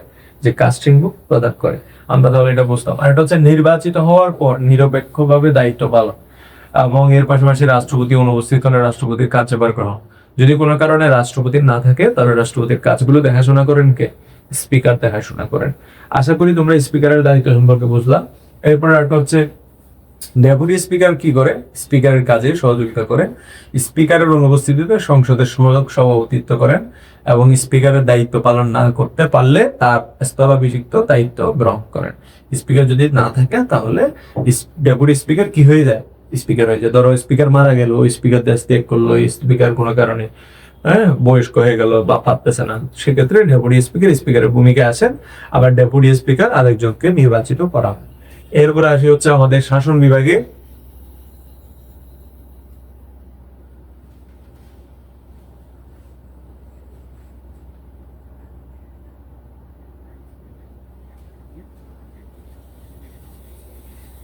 তো শাসন বিভাগটা আসলে আমরা যেটা জানি যে সরকারের একটা গুরুত্বপূর্ণ বিভাগ। তো শাসন বিভাগে আমরা যদি আলাপ করি তাহলে আমাদের শাসন বিভাগের ক্ষেত্রে রাষ্ট্রপতির কথা থেকে পড়তে হবে। রাষ্ট্রপতি, আমি তোমাদেরকে একটু আগেও বলছি শাসন বিভাগ দুই ভাগে বিভক্ত। হ্যাঁ, একটা হচ্ছে রাজনৈতিক অংশ আর একটা হচ্ছে অরাজনৈতিক অংশ। প্রথমেই শুরুতেই বলছি তোমাদেরকে, রাজনৈতিক অংশ মানে যারা রাজনৈতিকভাবে নির্বাচিত, আর প্রধানমন্ত্রী, রাষ্ট্রপতি, তারপর হচ্ছে মন্ত্রী পরিষদ, মন্ত্রী পরিষদ, এরা সবাই হচ্ছে শাসন বিভাগের রাজনৈতিক অংশ। আর অরাজনৈতিক অংশ কোনটা? অরাজনৈতিক অংশ হচ্ছে প্রশাসনিক, যেমন ধরো আমলারা অরাজনৈতিক। তাহলে শাসন বিভাগের কয়টা অংশ? দুইটা অংশ। অরাজনৈতিক অংশের মধ্যে রয়েছে যে তোমার প্রশাসনিক, যেমন ধরো সংসদ তোমার আমলা যারা যারা সচিবালয়ের সচিব থেকে শুরু করে ইউনিয়ন পর্যায়ে, উপজেলা পর্যায়ে যে ইউনো পর্যন্ত, এরা সবাই হচ্ছে অরাজনৈতিক অংশের অন্তর্ভুক্ত। আমলা যারা। আমরা শাসন বিভাগের ক্ষেত্রে বাংলাদেশের রাষ্ট্রপতি সম্পর্কে প্রথমে জানবো। শাসন বিভাগের কার সম্পর্কে জানবো? রাষ্ট্রপতি সম্পর্কে আমরা জান। তবে শাসন বিভাগের রাষ্ট্রপতি যিনি, তিনি সাংবিধানিকভাবে রাষ্ট্রপ্রধান। আমাদের দেশের রাষ্ট্রপতি যিনি, গণপ্রজাতন্ত্রী বাংলাদেশের রাষ্ট্রপ্রধান, হেড অফ দ্য স্টেট, রাষ্ট্রপ্রধান। তবে রাষ্ট্রপতি কি? বাংলাদেশের রাষ্ট্রপ্রধান। তিনি জাতীয় সংসদের সদস্যদের দ্বারা প্রকাশ্য ভোটে নির্বাচিত হন। রাষ্ট্রপতি হলেন রাষ্ট্রের সর্বোচ্চ পদমর্যাদার অধিকারী। তাহলে পরীক্ষায় যদি আসেন রাষ্ট্রের সর্বোচ্চ পদমর্যাদার অধিকারীকে? রাষ্ট্রপতি। আবার যদি এটা বলে যে সরকারের সর্বোচ্চ মানে তোমার সরকারের সর্বোচ্চ পদমর্যাদার অধিকারী বাংলাদেশে কে? তাহলে তখন বলতে হবে প্রধানমন্ত্রী। কারণ বাংলাদেশে রাষ্ট্রপতি রাষ্ট্রপ্রধান, কিন্তু সরকার প্রধান না। সরকার প্রধান হচ্ছে বাংলাদেশের প্রধানমন্ত্রী। বুঝতে পারছো? এটাও মনে রাখবা। তো আমাদের দেশের ক্ষেত্রে রাষ্ট্রপতির অবস্থান ও ভূমিকা, রাষ্ট্রপতি গণপ্রজাতন্ত্রী বাংলাদেশের রাষ্ট্রপ্রধান এবং তিনি জাতীয় সংসদের সদস্যদের দ্বারা প্রকাশ্য ভোটে নির্বাচিত হয়। সর্বোচ্চ পদমর্যাদার অধিকারী, শাসনতান্ত্রিক প্রধান, কনস্টিটিউশনাল হেড বলা হয় তাকে। এটাও পরীক্ষা এমসিকিউতে আসে যে কাকে কনস্টিটিউশনাল হেড বলা হয়, তখন সেটা হবে রাষ্ট্রপতি। সরকারের নির্বাহী ক্ষমতা তার নামে প্রয়োগ করা হয়। সরকার যে ক্ষমতার চর্চা করে সবকিছু কার নামে হয়? সবকিছু রাষ্ট্রপতির নামে হয়। তাহলে সরকার তার প্রকাশ্য ক্ষমতা সবকিছু রাষ্ট্রপতির নামে প্রয়োগ করা থাকে। এবং রাষ্ট্রপতির মেয়াদ হচ্ছে 5 বছর। রাষ্ট্রপতি হওয়ার যোগ্যতা একইভাবে সংসদ সদস্য হওয়ার জন্য যে যোগ্যতা লাগে, সেই সংসদ সদস্য হওয়ার যোগ্যতার সমান যোগ্যতা তার থেকে লাগে, তবে বয়স একটু বাড়া। বয়স হচ্ছে কত? বয়স হচ্ছে 35 বছর হতে হবে। সংবিধান অনুযায়ী কখনো অভিশংসনের মাধ্যমে অপসারিত হননি। দেখো, পূর্বে কোনো কারণে যদি কোনো ব্যক্তি যদি অপসারিত হয়, এমন ব্যক্তি কিন্তু রাষ্ট্রপতি হতে পারেন না। তো মেয়াদ কয় বছর? এটা অলরেডি আমরা বললাম, পদের মেয়াদ নির্বাচন 5 বছর। সংসদ সদস্যদের তারা নির্বাচিত 5 বছর। নতুন রাষ্ট্রপতির দায়িত্ব না নেওয়া পর্যন্ত পুরনো রাষ্ট্রপতির দায়িত্ব থাকবে। অর্থাৎ যতদিন পর্যন্ত নতুন রাষ্ট্রপতির দায়িত্ব নেয় নাই, দায়িত্ব নিয়ে রাষ্ট্রপতির বাসভবনে উঠেন নাই, ততদিন পর্যন্ত পূর্ববর্তী রাষ্ট্রপতি দায়িত্বগুলো পালন করে থাকে বা পালন করবে। কথা বুঝতে পারছো? এটা তোমরা মাথায় রাখবা। তো যতদিন পর্যন্ত কিনা হচ্ছে যে রাষ্ট্রপতি দায়িত্ব গ্রহণ না করছে, ততদিন পর্যন্ত পুরো দায়িত্ব রাষ্ট্রপতি দায়িত্ব পালন করবে। সংসদ সদস্যদের পদ, মানে রাষ্ট্রপতি কার্যভার গ্রহণ করলে সংসদ সদস্য পদ কি হবে? শূন্য হবে। এমন হইতে পারে না যে কোন একজন এমপি কে সবাই বলতেছে তুমি রাষ্ট্রপতি হও, যেমন ফখরুল ইসলাম, মির্জা ফখরুল বিএনপির পক্ষ থেকে বর্তমানে, যদি সে এমপি আছে, যদি কোনো কারণে সে এমপি আছে, তোমরা সবাই মির্জা ফখরুল ইসলাম আলমগীরকে ছিলাম, তো ধরো তিনি এমপি আছে বর্তমানে, এখন তাকে যদি সবাই বলে যে মির্জা ফখরুল সাহেব আপনি রাষ্ট্রপতি হন, হ্যাঁ, সংসদ সদস্যরা সবাই যদি বলে, এখন সেক্ষেত্রে তার কি এমপি পদ থাকবে? উত্তর হচ্ছে থাকবে না, সে রাষ্ট্রপতি হয়ে যাবে, এমপির পদ থাকবে না। আর হচ্ছে কি, রাষ্ট্রপতি সংসদ সদস্য নির্বাচিত হওয়ার যোগ্য থাকবেন না।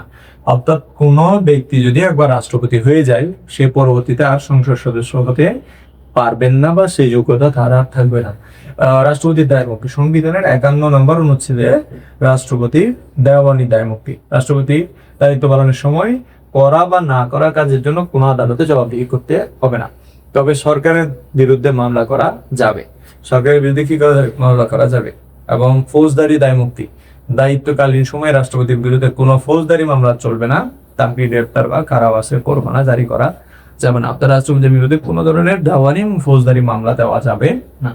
রাষ্ট্রপতিকে অভিশংসন করা যায়, মানে সরানো যায়। রাষ্ট্রপতিকে মেয়াদ শেষ হওয়ার আগেই সংসদ অভিশংসনের মাধ্যমে অপসারণ করতে পারে। যেমন ধরো, সংবিধানের স্পষ্টত লঙ্ঘন করলে, গুরুতর অসদাচরণ করলে, অর্থাৎ গুরুতর অসদাচরণ হতে পারে সেটা নারী কেলেঙ্কারি অথবা দুর্নীতি, বড় কোনো কেলেঙ্কারি। অর্থাৎ সে যদি কোনো কারণে সংবিধান না মানে, যদি কোনো ধরনের গুরুতর অসদাচরণ করে, সেক্ষেত্রে তাকে অভিশংসন করা যায়। অভিশংসন মানে কি? অভিশংসন মানে হচ্ছে তাকে যে তোমার পদ থেকে সংসদ সদস্যদের প্রস্তাবে কি করে দেওয়া, বহিষ্কার করে দেওয়া। নতুন করে আবার রাষ্ট্রপতি কি করতে হবে? নির্বাচন করতে হবে। তো গুরুতর প্রক্রিয়া কি? সংসদের মোট সদস্যদের 2/3 যে অভিশংসনের জন্য স্বাক্ষর করবেন, এবং সেই স্বাক্ষরের অভিযোগ সহ প্রস্তাব স্পিকারের কাছে জমা দিবেন 14 দিন আগে, এবং 30 দিনের পরে আলোচনা করা যাবে না। অর্থাৎ 14 দিনের আগে, ওই যে জমা দেওয়ার 14 দিনের আগে এবং 30 দিনের পরে আলোচনা করা যাবে না। রাষ্ট্রপতি নিজে উপস্থিত থাকতে পারবেন বা প্রতিনিধি পাঠাতে পারবেন। সংসদের মোট সদস্যদের কমপক্ষে 2/3 ভোটে অভিশংসন পাস হলে রাষ্ট্রপতির পদ শূন্য হবে। 2/3, এটা তোমরা জাস্ট এটাই মনে রাখো যে অভিশংসন প্রক্রিয়া হচ্ছে সংসদের 2/3 ভোটের মাধ্যমে অভিশংসন হয়। সংসদের সংশোধনী যেভাবে আনা হয়, সংসদের কোনো নিয়ম যেভাবে পাস করা হয়, সংসদে যে আইন যেভাবে তৈরি করা হয়, সেটাই এখানে সেট। ওকে, এরপরে আসি হচ্ছে আমাদের রাষ্ট্রপতির যে অপসারণের যে অসমর্থের কারণে রাষ্ট্রপতি অপসারণ। কারণ শারীরিক ও মানসিক অসমর্থ হইলে রাষ্ট্রপতিকে ছাড়ানো যায়। সংসদের সংখ্যাগরিষ্ঠ সদস্যের স্বাক্ষরের প্রস্তাবে স্পিকারের কাছে পাঠানো হয়। রাষ্ট্রপতিকে 10 দিনের মধ্যে পরীক্ষার জন্য উপস্থিত হতে হবে, এবং 14 থেকে 30 দিনের মধ্যে প্রস্তাব বোর্ডে দেওয়া যাবে।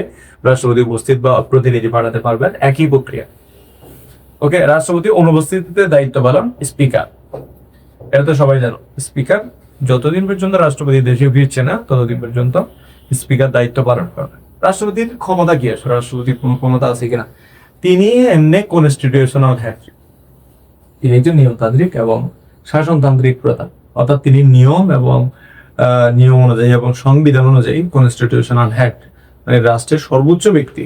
কিন্তু তিনি সরকার প্রধান নয়। আমাদের দেশে সরকার প্রধান নয়, তিনি রাষ্ট্রপ্রধান। আমাদের দেশে কি প্রধান নয়? তিনি আমাদের দেশে সরকার প্রধান নয়। এবং ওই হিসাবে তিনি কিছু কাজ করেন, যে কাজগুলো সম্পর্কে তোমাদের এখানে বলা আছে। প্রত্যেকটা কাজ, যেমন ধরো নির্বাহী ক্ষমতা ও কার্যাবলী, আইন প্রণয়ন সংক্রান্ত ক্ষমতা ও কার্যাবলী, জরুরি অবস্থা ঘোষণার ক্ষমতা, অধ্যাদেশ প্রণয়নের ক্ষমতা। দেখো এই ক্ষেত্রে দেখো স্পষ্টভাবে বলছে যে তিনি নির্বাহী প্রধান, অর্থাৎ রাষ্ট্রের সর্বোচ্চ কনস্টিটিউশনাল হেড বলছে না, নিয়মতান্ত্রিক শাসনতান্ত্রিক প্রধান। আইন প্রণয়ন সংক্রান্ত ক্ষমতা তার আছে। কিরকম? যে আইনগুলো তৈরি হয়, সেই আইনগুলোতে কি করেন? তিনি স্বাক্ষর দেন, তাই না? তিনি স্বাক্ষর না দিয়ে যদি বিরোধিতা করেন, স্বাক্ষর না দিয়ে যদি তিনি বিরোধিতা করেন, তাহলে কি হবে? সেই আইনটা সংসদে আবার ফিরে যাবে। জরুরি অবস্থা ঘোষণা করেন কার পরামর্শে? প্রধানমন্ত্রীর পরামর্শে। অধ্যাদেশ প্রণয়ন করার ক্ষমতা, অধ্যাদেশ জারি করে কে? অধ্যাদেশ কি? অধ্যাদেশ হচ্ছে রাষ্ট্রপতির যে কোনো আদেশ নিয়ম অনুযায়ী। এটাকে ইংরেজিতে বলে অর্ডিন্যান্স। কি বলে? অর্ডিন্যান্স। এই অর্ডিন্যান্স জারি করে কে? অর্ডিন্যান্স বা অধ্যাদেশ জারি করে হচ্ছে রাষ্ট্রপতি। তিনি ঘোষণা করেন এবং এই ঘোষণার মাধ্যমে অধ্যাদেশ জারি হয়, এবং এই আইনটা পরবর্তীতে সংসদ যদি বলে যে এটাকে আইনে পরিণত করা যায়, তাহলে এটা আইনে পরিণত হবে, অন্যথায় সেটাকে সংসদ বাতিল করে দিতে পারে। তো আরেকটা হচ্ছে অর্থ সংক্রান্ত, যে অর্থ সংক্রান্ত ক্ষমতা। যেমন ধরো রাষ্ট্রপতি যে যেটাকে আমরা বলি সিএজি, হ্যাঁ, বাংলাদেশের যে মহাহিসাব নিরীক্ষক ও নিয়ন্ত্রক, হ্যাঁ, এই মহাহিসাব নিরীক্ষক ও নিয়ন্ত্রক যিনি আছেন তিনি কার কাছে রিপোর্ট পেশ করেন? রাষ্ট্রপতির কাছে। তো জাতীয় অর্থ সংক্রান্ত তদারকি এটাও কিন্তু রাষ্ট্রপতি করে থাকেন। বিচার সংক্রান্ত ক্ষমতা, যেমন ধরো রাষ্ট্রপতি চাইলে যে কোনো ব্যক্তিকে সাধারণ ক্ষমা প্রদর্শন করতে পারেন, মানে ক্ষমা প্রদর্শন করতে পারেন। যেমন যে কোনো একজন ফাঁসির আসামি, হ্যাঁ, তাকে আদালত কি দিল? ফাঁসির আদেশ দিল। আদালত কিসের আদেশ দিল? ফাঁসির আদেশ দিল। এই যে ফাঁসির আদেশ, সেই ফাঁসির আদেশ মানে মূলত তিনি এই ক্ষমা করে দিতে পারেন, অথবা ফাঁসির আদেশ তিনি কমিয়ে দিতে পারেন। ফাঁসির যে কি আছে, যে ফাঁসির যে আদেশটা, সেই ফাঁসির আদেশে যদি কোনো ব্যক্তি রাষ্ট্রপতির কাছে ক্ষমা চায়, মানে প্রক্রিয়াটা কি? ধরো জেলা আদালতে তাকে ফাঁসি দিল, সে চাইলে আপিল করে সুপ্রিম কোর্টের হাইকোর্ট বিভাগে নিয়ে যেতে পারে। সুপ্রিম কোর্টের হাইকোর্ট বিভাগে গিয়ে সেটা পুনরায় আপিল করে তিনি বিবেচনা করার জন্য বলতে পারেন যে আমার শাস্তিটা কমিয়ে দেওয়া হোক। পরে যদি হাইকোর্ট যদি সেই আপিলেই, মানে আপিলের পরিপ্রেক্ষিতে সেই রায়ই যদি বহাল রাখে সুপ্রিম কোর্ট, সেক্ষেত্রে তাকে ওই শাস্তি ভোগ করতে হবে। কিন্তু আইনের মধ্যে বলা আছে যে রাষ্ট্রপতি চাইলে যে কোনো এই যে তোমার অপরাধী ব্যক্তি কি করতে পারে, যে ক্ষমা প্রার্থনার প্রেক্ষিতে, ক্ষমা প্রার্থনার প্রেক্ষিতে ক্ষমা করে দিতে পারেন। এটা হচ্ছে বিচার সংক্রান্ত ক্ষমতা। আর হচ্ছে সংসদ ভেঙে দেওয়ার ক্ষমতা, যে প্রধানমন্ত্রী বা সংসদের পরামর্শে রাষ্ট্রপতি সংসদ ভেঙে দিতে পারেন। প্রধানমন্ত্রী বা সংসদের কিসের প্রেক্ষিতে? প্রধানমন্ত্রী বা সংসদের প্রেক্ষিতে রাষ্ট্রপতি সংসদ ভেঙে দিতে পারেন। এবং অন্যান্য কাজ রাষ্ট্রপতি বিভিন্ন বিদেশি অতিথি, তারপরে হচ্ছে বিভিন্ন দেশ থেকে আসা বিভিন্ন যারা হচ্ছে বড় বড় হর্তাকর্তা বা হচ্ছে বিভিন্ন গেস্টদের সাথে বিভিন্ন এর বাইরে গিয়ে হচ্ছে বাংলাদেশের যত বিশ্ববিদ্যালয় আছে সকল বিশ্ববিদ্যালয়ের তিনি আচার্য বা তিনি চ্যান্সেলর। তো এর বাইরেও তিনি রাষ্ট্রের আরো অনেক গুরুত্বপূর্ণ যে সমাবেশ, মিটিং, হ্যাঁ, মিটিং গুলোতে গিয়ে বা সমাবেশ গুলোতে গিয়ে বিভিন্ন অফিসিয়াল যেটাকে বক্তব্য বলে, ফর্মাল বক্তব্য প্রদান করে থাকে। এবার আসি হচ্ছে আমাদের বাংলাদেশের সংবিধান অনুযায়ী প্রধানমন্ত্রীর পদ। বাংলাদেশের প্রধানমন্ত্রী হলেন বাংলাদেশের সরকার প্রধান। আমরা রাষ্ট্রপতি সম্পর্কে করে ফেলছি। রাষ্ট্রপতি সম্পর্কে আমরা যে কাজগুলো করছি, কার্যাবলী ভালো করে করতে হবে। তবে বেশিরভাগ সময় প্রশ্ন আসে এই যে রাষ্ট্রপতি এবং প্রধানমন্ত্রী, এই অধ্যায় থেকে বেশিরভাগ সময় প্রশ্ন আসে। খুবই গুরুত্বপূর্ণ প্রধানমন্ত্রীর টপিকটা। আমরা এখন এটা নিয়ে কথা বলি। হেড অফ দ্য গভর্নমেন্ট বলা হয় তাকে। রাষ্ট্রের সর্বোচ্চ নির্বাহী প্রধান তিনি, অর্থাৎ সরকারের নির্বাহী ক্ষমতার মধ্যমণি প্রজাতন্ত্রে। দেখো, প্রজাতন্ত্রে নির্বাহী ক্ষমতার মধ্যমণি, কিন্তু এখানে সংসদীয় সরকারের ক্ষেত্রে এটা সংসদীয় সরকার ব্যবস্থা। যেহেতু বাংলাদেশের সংসদীয় সরকার ব্যবস্থা প্রচলিত, এই ক্ষেত্রে প্রধানমন্ত্রী হলেন হেড অফ দ্য গভর্নমেন্ট। কিন্তু যদি বাংলাদেশ রাষ্ট্রপতি শাসিত সরকার হতো, তাহলে সব ক্ষমতা কার থাকতো? রাষ্ট্রপতির হাতে। যেহেতু বাংলাদেশের সংসদীয় সরকার ব্যবস্থা, এই জন্য রাষ্ট্রপতির কোনো ক্ষমতা নেই। কিন্তু যেই রাষ্ট্রগুলোতে, মাথায় রাখবো এটা, যেই রাষ্ট্রগুলোতে রাষ্ট্রপতি শাসিত সরকার, সেখানে রাষ্ট্রপতি একচেটিয়া ভাবে সকল ক্ষমতা ও কর্তৃত্বের চর্চা করে। এটা আমরা মাথায় রাখবো, এটা যাতে আমাদের মনে থাকে, আমরা যাতে ভুলে না যাই। যে বাংলাদেশের সরকার প্রধান হচ্ছে প্রধানমন্ত্রী, হেড অফ দ্য গভর্নমেন্ট, এবং প্রজাতন্ত্রের নির্বাহী ক্ষমতার মধ্যমণি, দেশের শাসন ব্যবস্থার কেন্দ্রবিন্দু। তাকে বাস্তবে প্রধানমন্ত্রী দেশের শাসন পরিচালনা করেন আমাদের দেশে। সংবিধানের 55 নম্বর অনুচ্ছেদ অনুযায়ী প্রধানমন্ত্রী কর্তৃক বা তার কর্তৃত্বে এই সংবিধান অনুযায়ী প্রজাতন্ত্রের নির্বাহী ক্ষমতা প্রযুক্ত হবে। প্রধানমন্ত্রীর কার্যালয়, প্রধানমন্ত্রী তার দায়িত্ব ক্ষমতা প্রয়োগ করেন প্রধানমন্ত্রীর কার্যালয় থেকে, এবং এই কার্যালয় সরকারের নীতি নির্ধারণ ও প্রশাসনিক কার্যক্রমের প্রধান কেন্দ্র হচ্ছে এটা। এবং এখান থেকে সকল সিদ্ধান্তগুলো রাষ্ট্রের বিভিন্ন পর্যায়ে ছড়িয়ে ছিটিয়ে যে তোমার কি হয়, বাস্তবায়ন হয়। আমরা প্রধানমন্ত্রীর যে নিয়োগ পদ্ধতি সেটা আমরা বলবো খুব সিম্পল। তোমরা জানো যে আমাদের দেশে যে নির্বাচন হয়, জাতীয় সংসদ নির্বাচন, সেখানে 300 জন এমপি নির্বাচন করে। তো 300 জন এমপি যেই দলের এমপি বেশি, সেই দলের এমপিরাই মূলত হচ্ছে ভোট দিয়ে, মানে সেই দলের এমপি যাকে চাইবে, সেই দলের এমপিরা যাকে প্রধানমন্ত্রী হিসেবে চাইবে সেই প্রধানমন্ত্রী হবে। এটা হচ্ছে নির্বাচন, এখানে আর কিছু নাই। জাস্ট রাষ্ট্রপতি তাকে নিয়োগ দিবে। তো রাষ্ট্রপতি প্রধান বিচারপতিকেও নিয়োগ দেন। এটা আমরা এখানে বিচার কাজের মধ্যে, রাষ্ট্রপতির কাজের মধ্যে এখানে একটা জিনিস স্কিপ করে আসছে, সেটা হচ্ছে বিচার সংক্রান্ত। এই যে দেখো, বিচার সংক্রান্ত, এই যে প্রধান বিচারপতিকে নিয়োগ দেখে, প্রধান বিচারপতিকে নিয়োগ দেয় হচ্ছে রাষ্ট্রপতি। কিন্তু প্রধান বিচারপতি নিয়োগ দেনের ক্ষেত্রে রাষ্ট্রপতি কার সাথে পরামর্শ না করলেও চলে, প্রধানমন্ত্রীর সাথে পরামর্শ না করলেও চলে। তো প্রধানমন্ত্রীর নিয়োগ পদ্ধতিটা হচ্ছে খুব সিম্পল। রাষ্ট্রপতি সেই সংসদ সদস্যকে প্রধানমন্ত্রী নিয়োগ করবেন যিনি সংসদ সদস্যের সংখ্যাগরিষ্ঠ সদস্যের আস্থাভাজন বলে রাষ্ট্রপতির নিকট প্রতীয়মান হয়। তার মানে যে দলে মানে ধরো কোন একটা দলের নির্বাচনে 300টি আসনের মধ্যে 200টি আসন একটা দল পেয়েছে, ধরো বিএনপি পেয়েছে, এখন রাষ্ট্রপতি কাকে প্রধানমন্ত্রী বানাবে? রাষ্ট্রপতি যাকে দলের সবচেয়ে আস্থাভাজন ব্যক্তি মনে হয়। এক্ষেত্রে দলের সদস্যরাই রাষ্ট্রপতিকে পরামর্শ দিতে পারে যে একে আমার ভালো লাগে বা আমাদের ভালো লাগতেছে।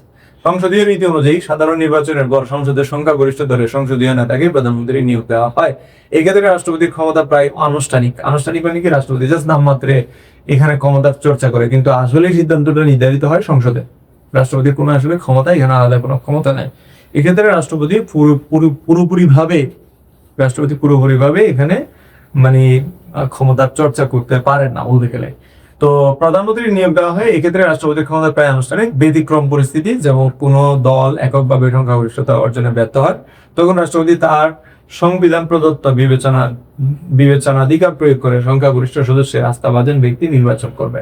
প্রধানমন্ত্রীর পদের মেয়াদ হচ্ছে 5 বছর এবং সেই চাইলে রাষ্ট্রপতির নিকট লিখিত পত্র দিয়ে পদত্যাগ করতে পারে এবং সেই ক্ষেত্রে সংসদ ভেঙে যায় রাষ্ট্রপতি 90 দিনের ভিতরে নির্বাচন করতে বাধ্য থাকে। এরপর আরেকটা হচ্ছে কি, সংসদ সদস্য পদ হারালে, যদি কোনো ধরনের প্রধানমন্ত্রী সংসদ সদস্য পদ হারায় সেই ক্ষেত্রে সংসদ ভেঙে যাবে এবং প্রধানমন্ত্রীর পদে বহাল থাকতে পারবে না, সংসদ ভেঙে যাবে। সংসদে আস্থা হারালে সংসদ ভেঙে যায় এবং প্রধানমন্ত্রী পদত্যাগ করলেও সংসদ ভেঙে যায়। সংসদ ভেঙে দেওয়ার জন্য রাষ্ট্রপতিকে লিখিত পরামর্শ দেবেন। রাষ্ট্রপতি কখনো কখনো যে প্রধানমন্ত্রীর লিখিত পরামর্শ অনুযায়ী সংসদ ভেঙে দিতে পারে। সংসদ ভেঙে দিলে তোমরা জানো প্রধানমন্ত্রীর পদ থেকে শুরু করে এমপির পদ, মন্ত্রীর পদ, সব পদ কি হয়ে যায়, খালি হয়ে যায় এবং নতুন করে নির্বাচন দিয়ে আবার নতুন করে কি করতে হয়, যে তোমার সরকার নির্বাচন করতে হয় উত্তরাধিকার গ্রহণ না করা পর্যন্ত। এমনি স্বাভাবিকভাবে আমরা যেটা জানি যে যদি কোনো কারণে নির্বাচন হয়, নির্বাচনে প্রধানমন্ত্রী উত্তরাধিকার মানে পরবর্তীতে যিনি প্রধান হচ্ছে, নির্বাহী প্রধান হচ্ছে, সরকার প্রধান হচ্ছে, তিনি দায়িত্ব গ্রহণ না করা পর্যন্ত প্রধানমন্ত্রীর পদ থেকে যায়। হ্যাঁ, তো এই জন্য অনেক সময় দেখা যায় যে যেমন ধরো তত্ত্বাবধায়ক সরকারে ওইখানে তো প্রধানমন্ত্রী থাকেন না, তত্ত্বাবধায়ক প্রধান যিনি প্রধান উপদেষ্টা থাকেন, তো প্রধান উপদেষ্টাই হচ্ছে প্রধানমন্ত্রী। তো এই ক্ষেত্রে উত্তরাধিকার দায়িত্ব গ্রহণ না করা পর্যন্ত সিও পদে বহাল থাকেন। প্রধানমন্ত্রী কি কাজ করেন? প্রধানমন্ত্রী অনেক কাজ করেন, তার মধ্যে অন্যতম সমগ্র বাংলাদেশের শাসন ব্যবস্থা তিনি মধ্যমণি।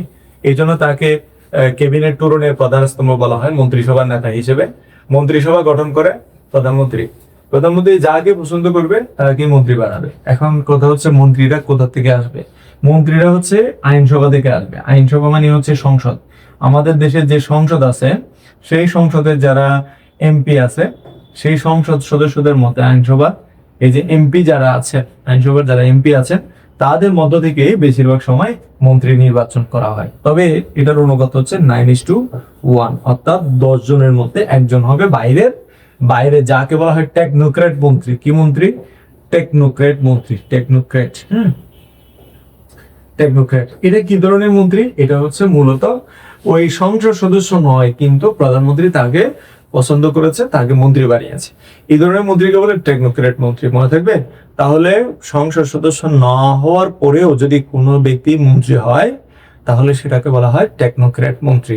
আই হোপ যে তোমরা এটাও বুঝতে পেরেছো। টেকনোক্রেট মন্ত্রী হচ্ছে সে যে কিনা সংসদ সদস্য না হয়েও যে কি হয়েছে, মন্ত্রী হয়েছে। আমরা জাতীয় সংসদের মধ্যে তিনি ক্যাবিনেট টুরনের প্রধান স্তম্ভ বলা হয়, কেস্টন অফ ক্যাবিনেট। এখানে ক্যাবিনেট টুরনের প্রধান স্তম্ভ বলা হয় কেন? কারণ ক্যাবিনেটের সবাই অর্থাৎ মন্ত্রিসভার সবাই কি করে, প্রধানমন্ত্রীর পরামর্শে কাজ করে। জাতীয় সংসদের নেতা হিসেবে প্রধানমন্ত্রী, জাতীয় সংসদের নেতাকে প্রধানমন্ত্রী, কিন্তু সভাপতিত্ব করেন কে? স্পিকার। এরপরে রাষ্ট্রপতির পরামর্শদাতা হিসেবে প্রধানমন্ত্রী। রাষ্ট্রপতি যত কাজই করে সব কাজের পরামর্শ কাছ থেকে নেয়, প্রধানমন্ত্রীর কাছ থেকে নেয়। এটাও একটা।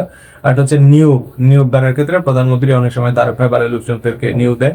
দলীয় নেতা হিসেবে প্রধানমন্ত্রীর ভূমিকা, যেমন ধরো আমরা নিয়োগের ক্ষেত্রে যে বিভিন্ন সরকারি অফিস, আদালত, দপ্তর, বিভিন্ন জায়গায় প্রধানমন্ত্রী তার সুপারিশ ক্রমে নিয়োগ দিয়ে থাকে।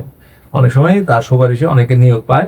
এই জন্য আরেকটা হচ্ছে দলীয় নেতা হিসেবে প্রধানমন্ত্রী। দলীয় নেতা হিসেবে প্রধানমন্ত্রী অত্যন্ত গুরুত্বপূর্ণ ভূমিকা পালন করে। দলীয় নেতা এবং প্রধানমন্ত্রী, দলীয় নেতা হিসেবে প্রধানমন্ত্রী এই যে দলেরও নেতা আবার সরকারেরও প্রধান, এরকম হয়ে আসছে। যেমন ধরো দলের পছন্দসই ব্যক্তি মানে নিশ্চয়ই সেই দলের প্রধান, তো ওই ক্ষেত্রে দলীয় নেতা আবার অন্যদিকে সরকারেরও প্রধান, এই রকম ব্যাপারও চলে আসে। আর একটা হচ্ছে জাতির নেতা হিসেবে প্রধানমন্ত্রী, একজন জাতির নেতা হিসেবে প্রধানমন্ত্রীর ভূমিকা রাখে, যে সব সময় যে সরকার প্রধান এরকম না ব্যাপারটা, যে প্রধানমন্ত্রীর পরামর্শে, প্রধানমন্ত্রীর কর্মকাণ্ডে এবং প্রধানমন্ত্রীর সিদ্ধান্তের উপরে জাতির ভবিষ্যৎ নির্ভর করে, যে আমার জাতি কোন দিকে যাবে, আমার দেশ কোন দিকে যাবে। এটা অনেক ক্ষেত্রে একজন সুদক্ষ এবং একজন ভালো প্রধানমন্ত্রী হচ্ছে একমাত্র কি, যে এটা নির্ধারণ করে থাকে। অর্থাৎ প্রধানমন্ত্রীর একটা ভালো সিদ্ধান্তে দেশের চেহারা পাল্টে যেতে পারে, আর একটা খারাপ সিদ্ধান্তে দেশের অবস্থা খারাপ হয়ে যেতে পারে। প্রধানমন্ত্রীর পদমর্যাদা আমরা যদি স্বাভাবিকভাবে ধরি, তিনি সংবিধানের 55 নম্বর অনুচ্ছেদ অনুযায়ী রাষ্ট্রের প্রধান, সরকারের প্রধান, সরকারের মুখ্য নির্বাহী। তিনি শুধু সমপর্যায়ভুক্তদের মতে অগ্রগণ্য নন, বরং মন্ত্রিসভা কেন্দ্র শাসন যন্ত্রের মূল স্তম্ভ। তাই তাকে মন্ত্রীরূপী তার রাজ্যের মধ্যে বিরাজমান চাঁদ, অর্থাৎ অনেকগুলো মন্ত্রী এবং তার মধ্যে একটা হচ্ছে প্রধানমন্ত্রী। তো এই জন্য এটাকে বলা হয় যে অনেকগুলো তারকারাজির মধ্যে বিরাজমান একটা চাঁদ। রাজনৈতিক গ্রহগুলো যার চারদিকে আবর্তিত হয় সেই সূর্য। তো এটা বলছে যে রাজনৈতিক গ্রহগুলো যার চারদিকে আবর্তিত হয়, অর্থাৎ পুরো রাজনীতি পরিচালিত হয় প্রধানমন্ত্রীর নেতৃত্বে। তো প্রধানমন্ত্রী সম্পর্কেও আমরা জানলাম। আমরা বাংলাদেশের বিচার কাঠামো নিয়ে আলোচনায় যাব। তো এর বাইরে আমাদের প্রধানমন্ত্রীর বাইরেও যে মন্ত্রী পরিষদ আছে না, মন্ত্রী পরিষদ, মন্ত্রিসভা বা মন্ত্রী পরিষদ, এই যে মন্ত্রী পরিষদ যেটা সকল মন্ত্রীদের নিয়ে গড়ে ওঠে, এবং মন্ত্রী পরিষদের কেন্দ্রে থাকে হচ্ছে প্রধানমন্ত্রী, এবং মন্ত্রী পরিষদের মূল কাজ হচ্ছে মন্ত্রণালয় পরিচালনা করা। এবং এই বিষয়েও আমরা প্রশাসনিক আলোচনা যখন করব তখন আমরা জানবো। তো আমরা এই যে আমরা বললাম যে প্রধানমন্ত্রীর কাজ বা পদমর্যাদা পর্যন্ত আমরা এগুলো জানলাম। এর মধ্যে সবচেয়ে গুরুত্বপূর্ণ হচ্ছে প্রধানমন্ত্রীর ক্ষমতা ও কার্যাবলী ও মর্যাদা, ক্ষমতা, কার্যাবলী ও মর্যাদা। এর বাইরে রাষ্ট্রপতির ক্ষমতা, কার্যাবলী ও মর্যাদা, এগুলো আমাদের একটু ভালো করে করতে হবে। তো এবার আসি হচ্ছে আমাদের বাংলাদেশের বিচার বিভাগের কাঠামো নিয়ে। তোমরা ইতিমধ্যে আইন বিভাগ এবং শাসন বিভাগ নিয়ে আমরা পড়েছি। আইন বিভাগ এবং শাসন বিভাগের পরের যে আমাদের যে সরকারের যে বিভাগ রয়েছে সেটা হচ্ছে বিচার বিভাগ। তো বিচার বিভাগের কাঠামোর ক্ষেত্রে আমাদের কিছু বিষয় মনে রাখতে হবে, যে বাংলাদেশের যে বিচার বিভাগ রয়েছে সেটি হচ্ছে স্তর ভিত্তিক, অর্থাৎ কাঠামো ভিত্তিক। যে বাংলাদেশের একটি বিচার বিভাগ রয়েছে বাংলাদেশ সরকারের, এবং বাংলাদেশের সংবিধান অনুযায়ী বিচার বিভাগ স্বাধীনভাবে বিচার কার্য সম্পাদন করে এবং সংবিধান ও আইনের শাসন রক্ষায় মুখ্য ভূমিকা পালন করে। বাংলাদেশের বিচার বিভাগের প্রকৃতি এবং বৈশিষ্ট্য নিয়ে আমরা এখানে আলোচনা করব। প্রথমত আসি বাংলাদেশের বিচার বিভাগের কাঠামো কেমন সেটা আমরা জানার চেষ্টা করি। কাঠামো হচ্ছে স্তর ভিত্তিক। স্তর ভিত্তিক মানে কি? স্তর ভিত্তিক মানে হচ্ছে বাংলাদেশের বিচার বিভাগটা যে উচ্চ স্তর থেকে পর্যায়ক্রমিক ভাবে ধাপে ধাপে স্তরে বিভাজিত। বিশেষ করে উচ্চ স্তরের যেটা, অর্থাৎ বাংলাদেশের যে শীর্ষ স্তর রয়েছে সেটি হচ্ছে সুপ্রিম কোর্ট, এবং এরপরে মাধ্যমিক স্তর হচ্ছে জেলা পর্যায়ে, এবং এরপরে নিম্ন স্তর হচ্ছে যেটা কিনা হচ্ছে গ্রাম পর্যায়ে বা উপজেলা পর্যায়ে। আমরা একটু যদি মাধ্যমিক স্তরের আদালতে দেখি, জেলা পর্যায়ে যে আদালতগুলো রয়েছে, এবং নিম্ন স্তর হচ্ছে সাব জজ আদালত অর্থাৎ উপজেলা পর্যায়ে, এবং সর্বনিম্ন স্তর হচ্ছে ইউনিয়ন পর্যায়ে। তাহলে আমরা কি পাচ্ছি? একদম শীর্ষ স্তর বা উচ্চ স্তরে রয়েছে সুপ্রিম কোর্ট। এই সুপ্রিম কোর্টের আবার দুইটা বিভাগ রয়েছে, একটা হচ্ছে হাইকোর্ট বিভাগ আর একটা হচ্ছে আপিল বিভাগ। তাহলে একটা হচ্ছে হাইকোর্ট বিভাগ,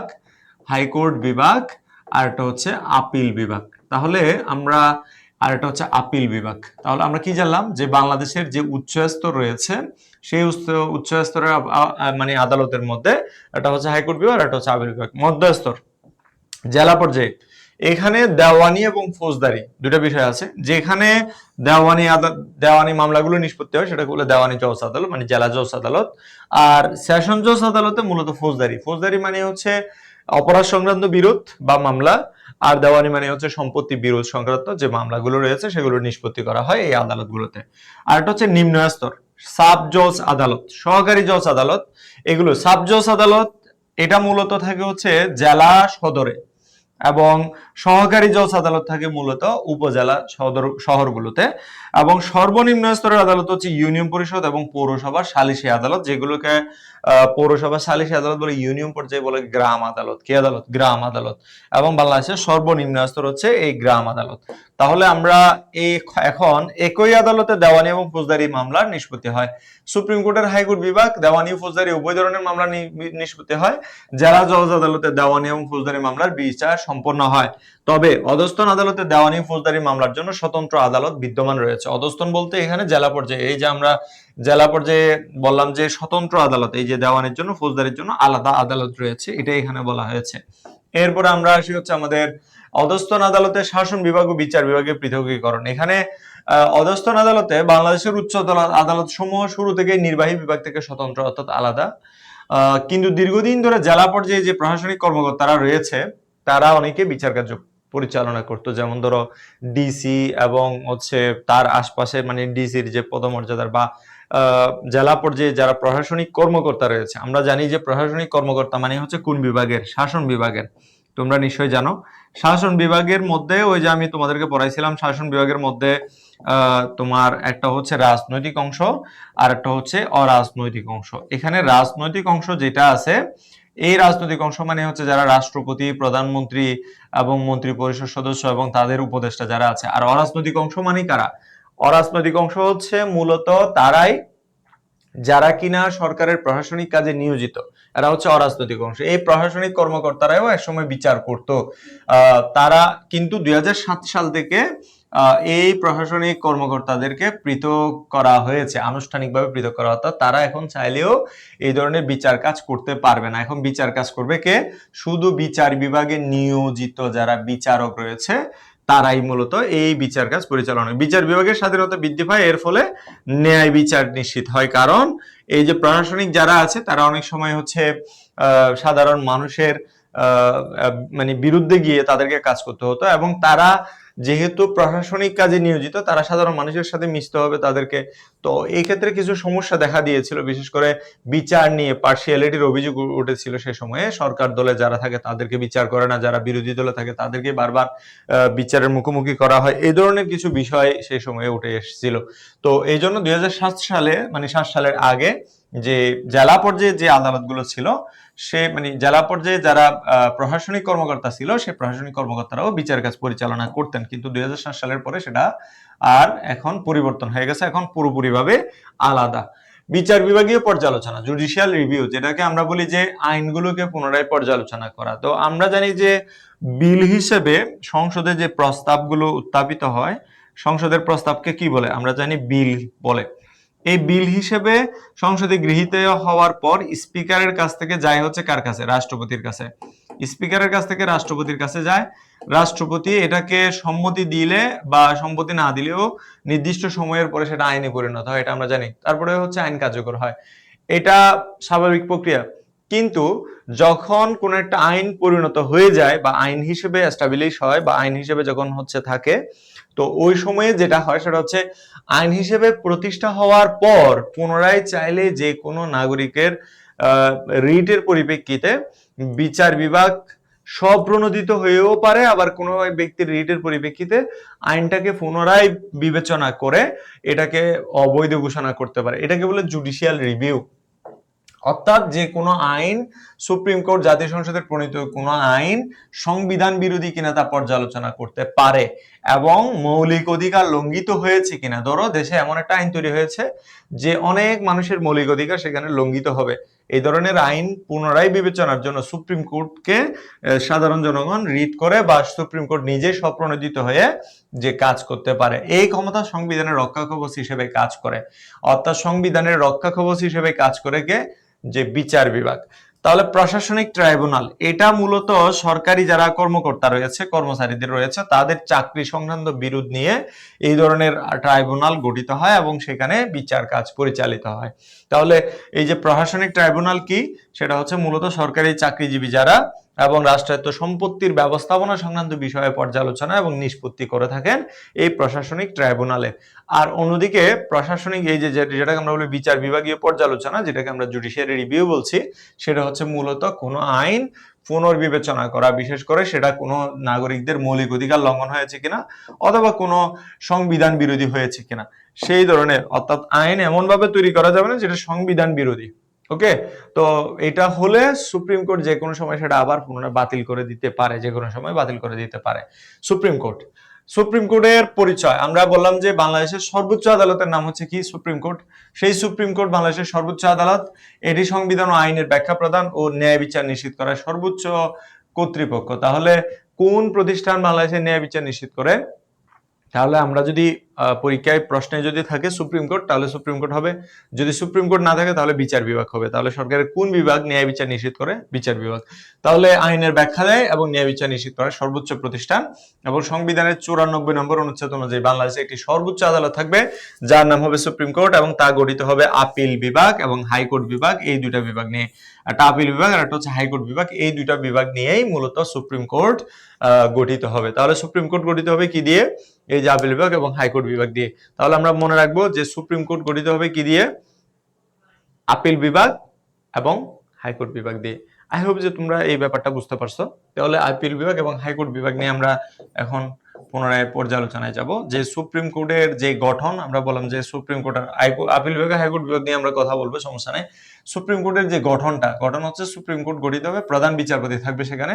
আবার প্রয়োজন যতজন সংখ্যক বিচারপতি প্রয়োজন ততজন বিচারপতি সেখানে বিচারক নিয়োগ দেওয়া হবে, এবং বিচারকদের সংখ্যা রাষ্ট্রপতি নির্ধারণ করবেন। এটা সম্পূর্ণ রাষ্ট্রপতির সাথে প্রধান বিচারপতির পরামর্শক্রমে হবে। প্রধান বিচারপতি ও আপিল বিভাগের বিচারকগণ আপিল বিভাগের আসন গ্রহণ করেন, অন্যান্য বিচারক হাইকোর্ট বিভাগে আসন গ্রহণ করেন। সুপ্রিম কোর্টের স্থায়ী আসন রাজধানী ঢাকায়, এবং সুপ্রিম কোর্টের বিভিন্ন বেঞ্চ রয়েছে বিভিন্ন বিভাগীয় শহরগুলোতে, তবে যেটা আমরা প্রধান বলি সেটা ঢাকায় অবস্থিত, তোমরা সবাই নিশ্চয়ই জানো ঢাকায়। এবং স্থায়ী আসন হচ্ছে স্থায়ী বেঞ্চ ঢাকার রাজধানী ঢাকায় রয়েছে। রাষ্ট্রপতি অনুমোদন ক্রমে প্রধান বিচারপতি দেশে যে কোনো স্থানে অধিবেশন আয়োজন করতে পারে, অর্থাৎ যে কোনো জায়গায় রাষ্ট্রপতির অনুমোদনের প্রেক্ষিতে প্রধান বিচারপতি পারেন। এখন বলে রাখা হলো প্রধান বিচারপতি কার দ্বারা নিয়োগপ্রাপ্ত হয়, এটা নিয়ে আমরা একটু পরে যাব। এই যে বিচারক নিয়োগ, সংবিধানের 95 নাম্বার অনুচ্ছেদে বলছে যে প্রধান বিচারপতি রাষ্ট্রপতি কর্তৃক নিযুক্ত হবেন। খুবই ইম্পর্টেন্ট, এটা পরীক্ষায় এমসিকিউতে থাকতে পারে তোমাদের, যে প্রধান বিচারপতি কার দ্বারা নিয়োগপ্রাপ্ত হয়? রাষ্ট্রপতি দ্বারা। এই ক্ষেত্রে দেখো, রাষ্ট্রপতি সকল ক্ষেত্রে প্রধানমন্ত্রীর সাথে পরামর্শ করেন ঠিকই, কিন্তু দুইটা ক্ষেত্রে সে স্বাধীন। একটা হচ্ছে প্রধানমন্ত্রী নিয়োগদানের ক্ষেত্রে, আর একটা হচ্ছে প্রধান বিচারপতি নিয়োগদানের ক্ষেত্রে এবং অন্যান্য বিচারপতি নিয়োগদানের ক্ষেত্রে। তো প্রধান বিচারপতি রাষ্ট্রপতি কর্তৃক নিযুক্ত হবেন, অন্যান্য বিচারক রাষ্ট্রপতি কর্তৃক প্রধান বিচারপতির সঙ্গে পরামর্শক্রমে নিযুক্ত হবেন। এবং বিচারকের যোগ্যতা কি? যোগ্যতা হচ্ছে সুপ্রিম কোর্টের বিচারক হতে হলে বাংলাদেশের নাগরিক হতে হবে, 10 বছর সুপ্রিম কোর্টের অ্যাডভোকেট হিসেবে কর্মরত থাকতে হবে, অথবা কমপক্ষে 10 বছর বিচার বিভাগীয় পদে অধিষ্ঠিত থাকতে হবে। এটার মানে কি?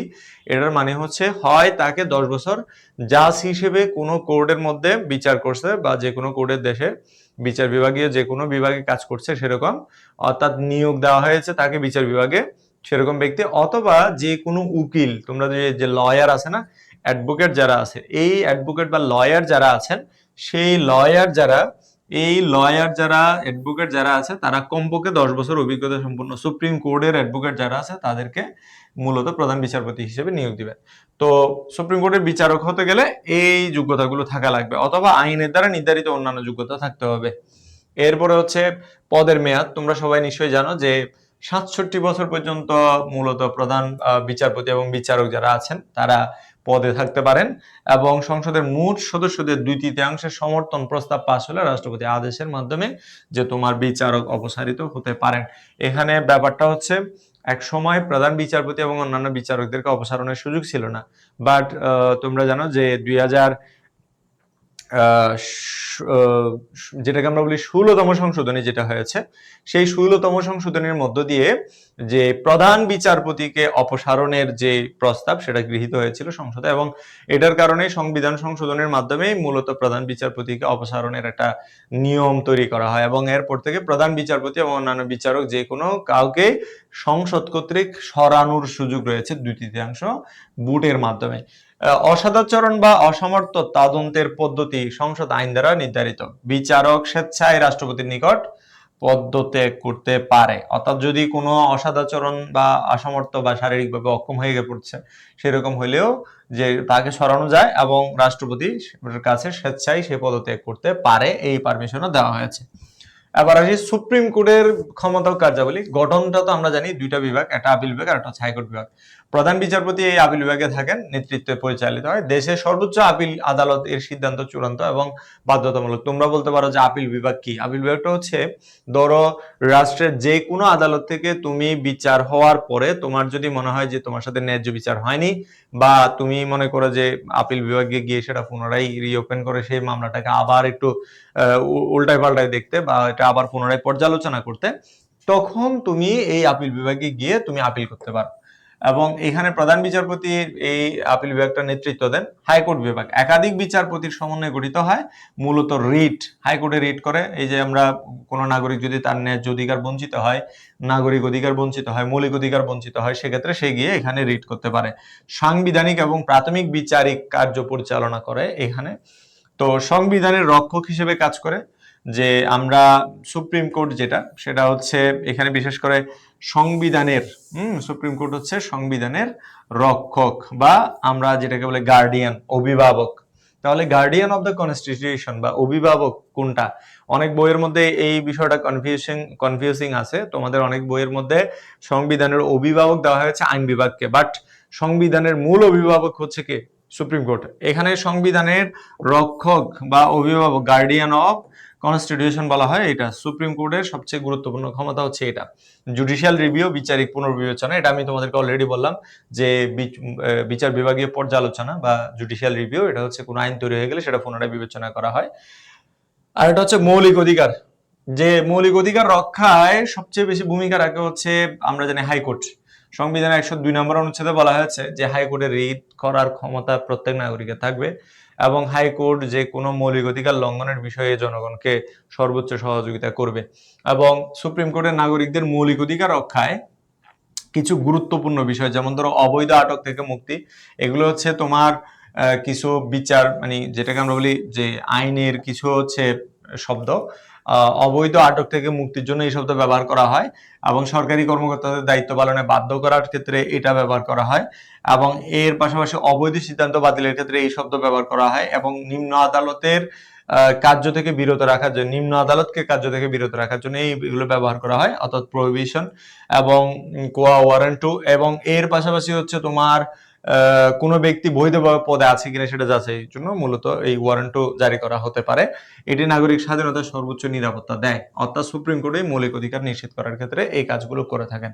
আপিল বিভাগ যেটা করে, আপিল ক্ষমতা, আপিল বিভাগের ক্ষমতা হচ্ছে হাইকোর্টের রায়ের বিরুদ্ধে আপিল করা যায়। অর্থাৎ ধরো আমরা জানি যে সুপ্রিম কোর্টের দুইটা বিভাগ, এটা হচ্ছে হাইকোর্ট বিভাগ।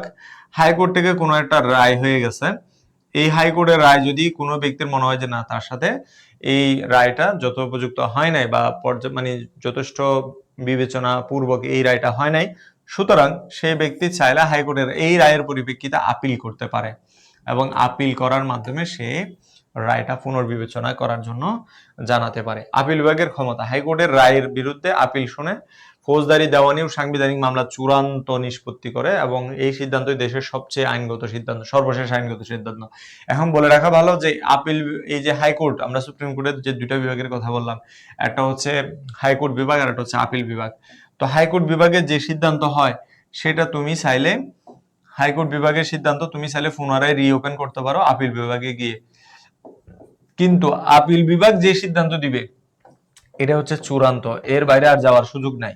তুমি যদি শাস্তি মওকুফ করতে চাও তাহলে তুমি সরাসরি রাষ্ট্রপতির কাছে যেতে পারবা, রাষ্ট্রপতির কাছে লিখিত আবেদনের প্রেক্ষিতে তুমি ক্ষমা চাইতে পারবা যে আমাকে এটার জন্য মাফ করেন। তো এর বাইরে আর সুযোগ থাকে না। এটা এই জন্য বলা হয় এটা হচ্ছে বাংলাদেশের বিচারের সর্বশেষ আইনগত স্তর। এরপরে আছে হচ্ছে সুপ্রিম কোর্টের ক্ষমতা ও কার্যাবলী। যে মূল বিচারিক ক্ষমতা, এই যে সুপ্রিম কোর্টের ক্ষমতা কার্যাবলীর ক্ষেত্রে যে তোমার মূল বিচারিক ক্ষমতা সুপ্রিম কোর্টকে দেওয়া হয়েছে। হাইকোর্ট বিভাগের ক্ষেত্রে হচ্ছে মৌলিক অধিকার লঙ্ঘনের বিরুদ্ধে মামলা করতে পারে। ধরো তোমার অধিকার আমি লঙ্ঘন করতে, হাইকোর্ট নিজে বাদী হয়ে বা হাইকোর্টের মধ্যে রিট করে সেই মামলা নিষ্পত্তি করা হতে পারে। সংবিধানের ব্যাখ্যার প্রশ্ন রিট পিটিশন করা যায় এই হাইকোর্টে। অনেক ক্ষেত্রে সরাসরি সুপ্রিম কোর্ট মামলা শুরু করা যায়, সুপ্রিম কোর্টে মামলা শুরু করা যায়। তত্ত্বাবধান ও নিয়ন্ত্রণ, নিম্ন আদালতের কাজগুলো তদারকি করে বিচার প্রক্রিয়া স্বচ্ছ ও সঠিকভাবে হচ্ছে কিনা সেটা নিশ্চিত করে, প্রয়োজন হলে নির্দেশনা প্রদান করে। এগুলো সবই সুপ্রিম কোর্টের কাজের মধ্যে পড়ে। যেহেতু সুপ্রিম কোর্টের দুইটা বিভাগ আমরা জানি, সেই দুইটা বিভাগ হচ্ছে মিলেমিশে কাজগুলো করে আর কি। আইনের ব্যাখ্যা মানে আইন ব্যাখ্যার ক্ষমতা, সংবিধান ও অন্যান্য আইনের অর্থ নির্ধারণ করে এবং অস্পষ্ট আইন পরিষ্কার করে। এর ব্যাখ্যা ভবিষ্যতের জন্য যে প্রেসিডেন্ট হিসেবে ব্যবহৃত হয়, অর্থাৎ একটা প্রক্রিয়া অনুসরণ করে সুপ্রিম কোর্ট যে কোনো অস্পষ্ট আইনের স্পষ্ট ব্যাখ্যা দিয়ে সেগুলোকে ওপেন করে আলোচনা করে, ফলে আইনের ধারাবাহিকতা ও স্থিতিশীলতা বজায় থাকে।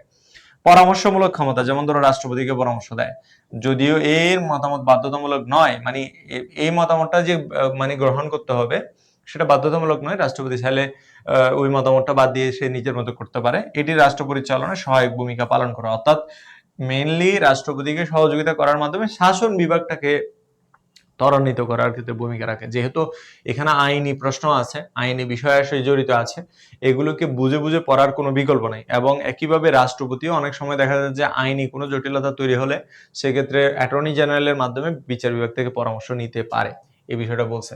এর বাইরে হচ্ছে আদালত অবমাননার বিচার, অর্থাৎ কোনো আদালত মানে কোনো আদালতের কোনো একটা আদেশ যদি কেউ অমান্য করে সেটাকে বলে আদালত অবমাননা। এটার বিচারক মূলত সুপ্রিম কোর্ট করে থাকে।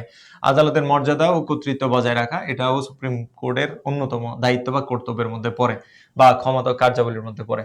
বিচার বিভাগের স্বাধীনতা নিশ্চিত করা, নির্বাহী ও আইনসভা থেকে বিচার বিভাগকে স্বাধীন রাখা, বিচারকদের নিরপেক্ষতা নিশ্চিত করা। গণতন্ত্রের অন্যতম মূল ভিত্তি হলো এই স্বাধীনতা, অর্থাৎ বিচার বিভাগের স্বাধীনতা।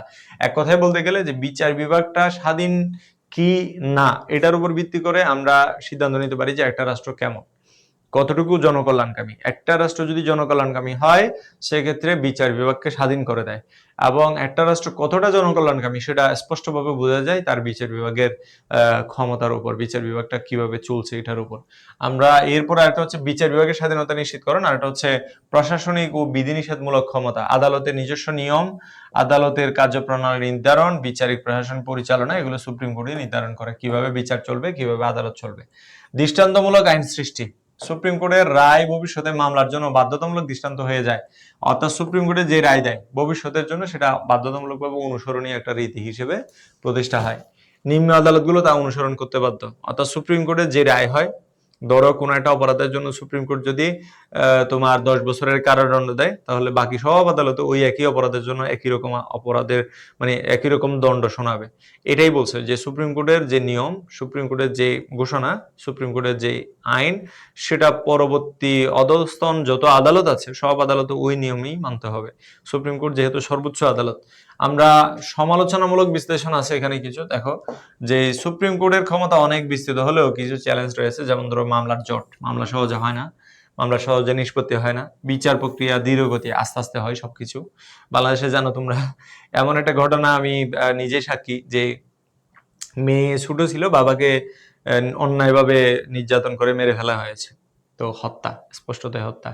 মেয়ে বড় হয়ে কি হয়েছে, লয়ার হয়েছে, লয়ার হয়ে কোর্টে গিয়ে বাবার ওই ফাইল পুনরায় রিওপেন করে ওই মামলা নিষ্পত্তি হয়েছে। মেয়ের মানে কি ওই যে মানে যেটাকে আমরা বলি লয়ার হয়ে, অ্যাডভোকেট হয়ে দেন বিচারটা করছো, তার মানে চিন্তা করো মেয়ে ছোট অবস্থায় তার বাবাকে হত্যা করা হয়েছিল। এই যে এরকম কিছু দৃষ্টান্ত আছে, এগুলো সমালোচনা। রাজনৈতিক চাপের সম্ভাবনা থাকে, আমাদের দেশে সবচেয়ে বড় বিষয় যেটা সেটা হচ্ছে রাজনৈতিক চাপ, বেশিরভাগ ক্ষেত্রে রাজনৈতিক চাপটা থাকে। আর তবে এই সত্ত্বেও এটি বাংলাদেশে আইনের শাসন প্রতিষ্ঠান মূল স্তম্ভ হিসেবে কাজ করে। তো এবার আসি সুপ্রিম কোর্টের অন্যান্য যে কার্যাবলীগুলো আছে, তার মধ্যে অন্যতম হচ্ছে বিধি প্রণয়নের ক্ষমতা, অর্থাৎ নিয়ম কানুন তৈরি করার। অধস্তন আদালতে যে কি উপায়ে আসলে নিয়ন্ত্রিত হবে সেই বিধি প্রণয়ন করে থাকে সুপ্রিম কোর্ট। এবং একইভাবে তত্ত্বাবধান ও নিয়ন্ত্রণ, অর্থাৎ অধস্তন আদালত যেগুলো আছে এবং ট্রাইব্যুনালগুলোর উপরে নিয়ন্ত্রণ প্রতিষ্ঠা করা এবং তত্ত্বাবধান করা। এর পাশাপাশি হচ্ছে নিয়োগ, সুপ্রিম কোর্টের যত কর্মকর্তা কর্মচারী নিয়োগ দেওয়া হবে সবকিছু সুপ্রিম কোর্টের তত্ত্বাবধানে হবে। আর এটা হচ্ছে কোড অফ রেকর্ড, অর্থাৎ আদালত অবমাননার শাস্তি, যেখানে আমরা বলি যে আদালত অবমাননা, এটাকে বলে কোড অফ রেকর্ড। এই যে আদালত অবমাননার শাস্তি হিসেবে সুপ্রিম কোর্ট শাস্তি নির্ধারণ করবে, যেমন ধরো আদালতের কোনো নিষেধাজ্ঞা অমান্য করা, একইভাবে হচ্ছে আদালতের কোনো তোমার আদেশ অমান্য করা, এই ধরনের বিষয় থাকলে সেটাকে বলে কোড অফ রেকর্ড। আর এটা হচ্ছে কর্মের শর্ত নির্ধারণ করা, অর্থাৎ কর্মকর্তা কর্মচারীদের কর্ম পরিবেশ নির্ধারণ করা এবং কাজের শর্ত কি হবে সেটা নির্ধারণ করা। এবং সুপ্রিম কোর্টের মানে আমরা জানি যে জুডিশিয়াল রিভিউ যেটা আছে, এটা তো তোমরা নিশ্চয়ই পড়ছো, একটু আগেও আমি বলছি তোমাদেরকে। তো জুডিশিয়াল রিভিউ এটার মানে হচ্ছে যে আইন বিভাগ থেকে প্রণীত যে আইনগুলো আছে সেই আইনগুলো পুনরায় পর্যালোচনা করা।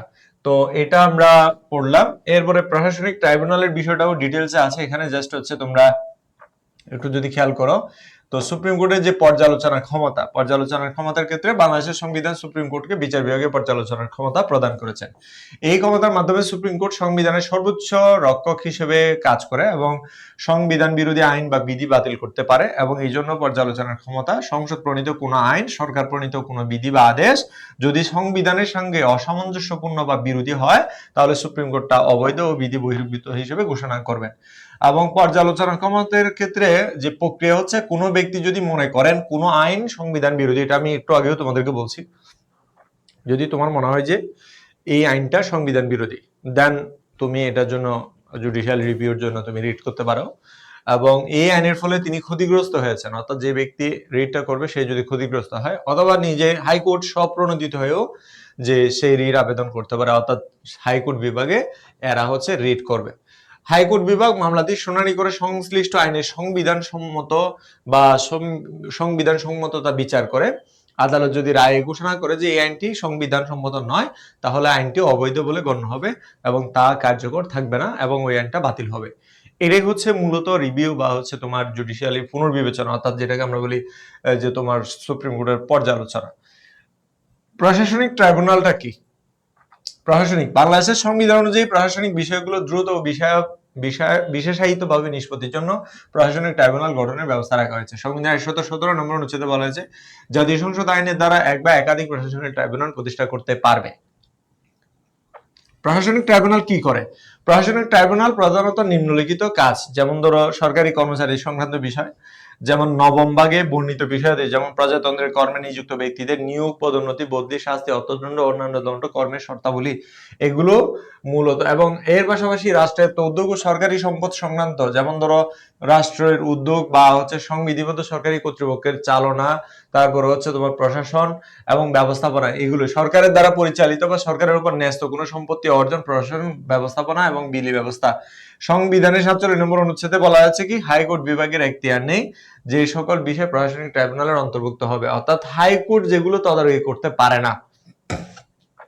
সরকারের হাইকোর্ট বা সরকারের যে তোমার হাইকোর্টটা রয়েছে, সর্বোচ্চ আদালতের মধ্যে যে হাইকোর্ট বিভাগ রয়েছে, যেগুলো হাইকোর্টের এখতিয়ারের বাইরে, আইনসম্মতভাবে এখতিয়ার বহির্ভূত, হাইকোর্ট যেগুলোতে ইন্টারফেয়ার করতে পারে না, সেই জায়গাগুলোতেই আসলে হচ্ছে প্রশাসনিক ট্রাইব্যুনাল গঠন করে এটা বিচার করতে হবে। কারণ বিচার বিভাগের আওতায় তো আসতে হবে সবাইকে, তাই না? এই জন্যই আলাদাভাবে প্রশাসনিক ট্রাইব্যুনালের কথা বলা আছে। এরপরে আমাদের যেটা অধস্তন আদালত, আমাদের দেশে যে অধস্তন আদালতগুলো রয়েছে, আমরা জানি যে জেলা থেকে তার নিচের যে আদালতগুলো রয়েছে সেগুলোকে আমরা বলি অধস্তন আদালত। যেমন অধস্তন আদালত হলো সুপ্রিম কোর্ট ও উচ্চ আদালতের অধীনস্থ আদালত। রাষ্ট্রপতি এই আদালতের বিচারক ম্যাজিস্ট্রেট নিয়োগ করবেন। জেলা বিচারক, অন্যান্য বিচারক, যেমন জেলা বিচারক সুপ্রিম কোর্টের সুপারিশ ক্রমে রাষ্ট্রপতি নিয়োগ দেবেন। অন্যান্য বিচারক ম্যাজিস্ট্রেট সরকারি কর্ম কমিশন ও বিপিএসসি এবং সুপ্রিম কোর্টের পরামর্শক্রমে, এই যে সরকারি কর্ম কমিশন এবং সুপ্রিম কোর্টের পরামর্শক্রমে নিয়োগপ্রাপ্ত হবেন। বিচারক এবং ম্যাজিস্ট্রেট, তোমরা অনেক সময় দেখো না মোবাইল কোর্ট পরিচালনা করে। মোবাইল কোর্ট মানে কি? মোবাইল কোর্ট মানে হচ্ছে ভ্রাম্যমাণ আদালত, মোবাইল কোর্ট।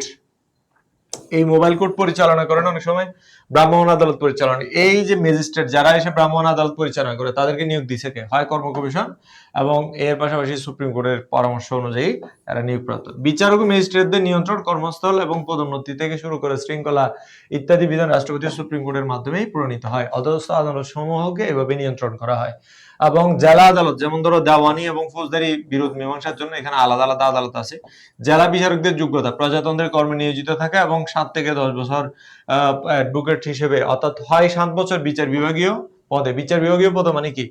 যে জুডিশিয়ারি যে কোনো পদে, যেমন জাজ, সহকারী জাজ এরকম পদে থাকছে, এরকম ব্যক্তিদেরকেই মূলত এখানে জেলা জজ আদালতে নিয়োগ দেওয়া হবে। একইভাবে জেলা প্রধান বিচারকের সহায়তা করবেন যুগ্ম জেলা ও অতিরিক্ত জেলা জজ। যুগ্ম জজ এবং অতিরিক্ত জজ যারা আছেন তারা, মানে প্রধান জেলার যিনি জজ থাকবেন তাকে সহযোগিতা করবে যুগ্ম জেলা এবং অতিরিক্ত জেলা জজ আদালত। এরপরে দায়রা জজ মৃত্যুদণ্ডাদেশ দিতে পারবেন, তবে সুপ্রিম কোর্টের আপিল বিভাগের অনুমোদন আবশ্যক। অর্থাৎ এখানে স্পষ্টভাবে বলছে দায়রা জজ। আমরা দায়রা মানে কি, দায়রা মানে হচ্ছে ফৌজদারি অপরাধের জন্য যেই জজ বিচার করেন। তো দায়রা জজ যিনি থাকেন, অর্থাৎ জেলা পর্যায়ে যে ফৌজদারি আদালত যেটা, সেই আদালত থেকে যে কোনো ব্যক্তিকে মৃত্যুদণ্ডাদেশ, ফাঁসির আদেশ দিতে পারবেন। তবে এক্ষেত্রে সুপ্রিম কোর্টের আপিল বিভাগের অনুমোদন আবশ্যক।